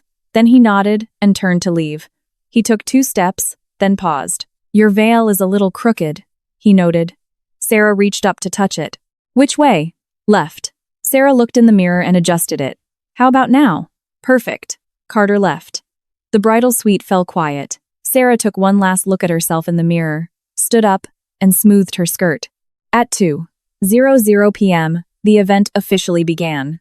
It was split into 2 parts. The strategic launch of Vanguard's innovative drug division, followed immediately by the wedding reception. Every major player in Boston's medical and financial sectors was present. The president of the Biotech Association, FDA regional directors, venture capital partners, academic titans, and reporters from over 30 media outlets. Sarah sat in the center of the front row. Carter was on stage, delivering the keynote address. The massive LED screen behind him displayed Vanguard's new technological matrix. 6 original targeted drug molecular patents were listed front and center. Next to every single one were the words, "Exclusive license." Whispers rippled through the audience. "Isn't that Sterling Therapeutics SV700 portfolio?" "Not Sterling's. Sarah Lawson's personal patents." Sterling only had a user license. It expired, and she brought the IP to Vanguard. "I heard Sterling got raided by the FDA for data fabrication." "Raided?" Their GLP certification got yanked completely. The Series B investors triggered a $120 million buyback. Blake Sterling is practically auctioning off the office furniture right now. Sarah listened to the chatter around her. Her face remained expressionless. Her eyes were locked onto a specific corner of the massive screen on stage. It displayed the timeline for the new clinical rollout of the SV700 framework. They would file a new IND under Vanguard within 6 months. The subsequent Phase 3 trials would be led personally by her. This was her life's work for the past 3 years. It wasn't dead. It had just been transplanted to a soil worthy of sustaining it. After Carter's presentation, the MC announced the beginning of the wedding reception. Just as Sarah stood up, a commotion erupted at the rear entrance of the ballroom. Several men in black security suits were physically restraining someone. The man's voice wasn't deafening, but it was loud enough to cut through the ambient noise and reach the front rows. "I need to see Sarah. Let me through. I just have one thing to say, and then I'll leave." "Blake." Sarah turned around. He was standing just outside the security perimeter, pinned between 2 massive bodyguards. He was wearing a dark suit, but his collar was unbuttoned, and his shirt was severely wrinkled, as if it hadn't been pressed in weeks. His face was gaunt, his cheekbones jutting out harshly. The dark, sickly shadows under his eyes were 10 times worse than when she saw him in Southie. His hair was a mess. In the past, he never left the house without spending at least 15 minutes perfectly styling his hair. Sarah had watched him do it countless times. Now, he was standing at the entrance of Boston's most elite convention center, fighting with security guards like a desperate fan trying to crash a sold-out concert. The entire ballroom turned to look. Over 30 cameras and cell phones pivoted simultaneously, lenses zooming in on the chaos. Carter walked down from the stage and stepped up next to Sarah. He didn't step in front of her to shield her. He simply stood half a pace to her right. "Do you want me to handle this?" he asked quietly. "I'll do it," Sarah said.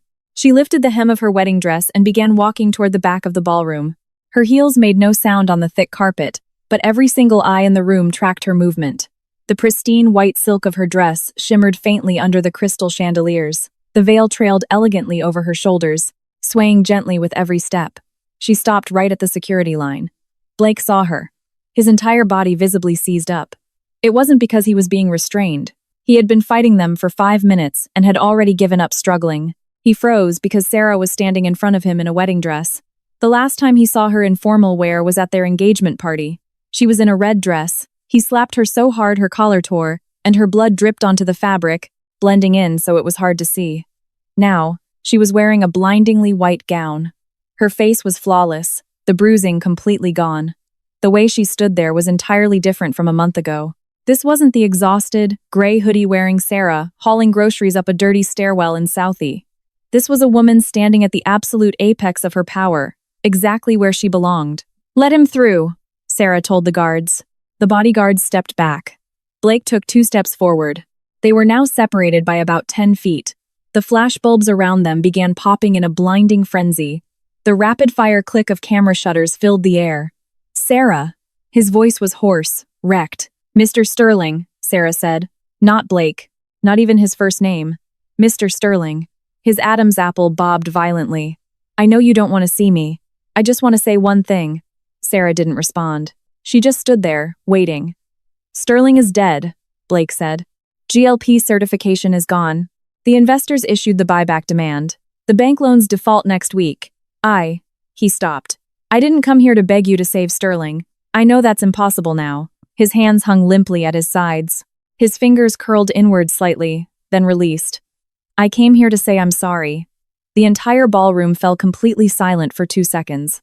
"What happened at the engagement party was my fault. Hitting you, calling Chloe over, tearing up the agreement, all of it. I did it. Those 10 slaps. I did that." His voice sounded incredibly hollow, echoing through the cavernous ballroom. "I'm not looking for excuses. I just came to say those words to you." When he finished, he stood perfectly still. Sarah looked at him. A month ago, in that alley in Southie, he had dark circles under his eyes, wearing a hoodie, still bearing the last fading bruise on his face. Back then, her body still carried the residual exhaustion and weariness of their 3 years together. Now, all of that was gone. She reached her hand out. Blake's eyes twitched. A momentary flicker of something desperate sparked across his face, but Sarah's hand wasn't reaching for him. She was reaching backward. Carter's assistant immediately stepped forward and placed a dark blue legal folder into her outstretched hand. Sarah opened the folder and pulled out a flawlessly bound stack of legal documents. The cover page read, in bold black ink, "Civil complaint, patent infringement, fraud, and battery against Sterling Therapeutics." She held the document out toward Blake. Blake's eyes locked onto the cover page. His footsteps halted. His knees buckled slightly. He wasn't trying to kneel. His legs simply gave out for a fraction of a second. "What is this?" His voice cracked. "Your modified analog proposal." Sarah's voice wasn't loud, but the ballroom's acoustic microphones picked up every single syllable and broadcast it to everyone in the room. "The candidate molecule you submitted to the FDA, the hydroxyl group at the C7 position. That molecular structure didn't come from a Japanese paper. It came from me." Blake's hands clenched into fists. "The 4th patent in the SV 700 portfolio. U.S. patent number US 202103XXXX. The coverage scope explicitly includes all medicinal designs utilizing C7 hydroxyl derivatives. Your workaround falls directly under my patent protection." Sarah took 1 step forward, pushing the document closer to him. "You didn't just fabricate your clinical data. You infringed on my patent." Blake didn't take the document. His hand hovered in midair, his fingertips trembling violently. "This complaint was filed by my attorneys in federal court this morning," Sarah said. "Add that to the FDA's penalties for data fabrication, the $120 million investor buyback, and your defaulting bank loans. Run the math, Mr. Sterling. Tell me exactly how much you have left." Blake's lips parted. He tried to speak, but no sound came out. Sarah looked at him for 3 seconds. Then, she delivered her final sentence. Mr. Sterling, when you paid for those 10 strikes, $200,000 a hit, you thought you were buying a clean break from the law. But what you bought was the processing fee for our severance. Not my patents. Not my technology. Not my 3 years of labor. Those things can't be bought for $2 million. She closed the folder and placed it on the small cocktail table next to the security line. This complaint is just the first one. There are 9 more coming. Patent infringement, data fabrication, fraudulent financial disclosure, misappropriation of clinical funds. I know every single structural flaw inside your company better than you do. 10 strikes, 10 lawsuits. Cause and effect, Mr. Sterling. Enjoy the consequences. The camera flashes erupted in a blinding strobe effect, turning the ballroom as bright as high noon. Blake stood frozen in place. The absolute last trace of color drained from his face. His mouth opened and closed. His hands hung dead at his sides, knuckles bone-white. The security guards behind him didn't lay a hand on him, but 2 of Carter's personal bodyguards stepped forward silently, flanking him on both sides. They didn't drag him. They simply presented a posture of escorting him out, leaving him absolutely no alternative. Sarah turned around. She didn't look at him again. She walked back to the front of the ballroom. Carter was waiting by the steps to the stage. He held out his hand. Sarah walked over and placed her hand in his. Carter's fingers closed around hers. The grip was neither too tight nor too loose. It held her perfectly. "Your veil is crooked again," Carter murmured. "Which way?" "Right this time." This time, Sarah didn't reach up to fix it. She just let him lead her, step by step, up onto the stage. The applause in the room thundered to life. Blake was politely escorted out of the ballroom by security. No one pushed him. No one grabbed him. The 2 bodyguards simply walked him out to the grand lobby of the convention center. Outside the massive glass walls, the Boston sky was a brilliant, piercing blue. Blake stood in front of the revolving doors. His phone began to vibrate in his pocket. He pulled it out and looked at the screen. It was Mr. Wright, his lawyer. He didn't answer. He stood there for a very long time. From behind the glass, faint strains of orchestral music and thunderous applause drifted out from the ballroom. He couldn't see what was happening inside, but he knew exactly what it looked like. Sarah was standing on that stage, holding another man's hand, surrounded by people Blake could never hope to reach in his lifetime. He pushed through the revolving doors and walked out. The afternoon sun hit him like a physical blow. He squinted and raised a hand to block the glare. There was no one waiting for him outside. No driver, no assistant, no Chloe. He stood alone on the concrete steps of the Boston Convention Center, while behind him, the heavy glass doors slowly turned, sealing the light and the applause away in a world that no longer belonged to him.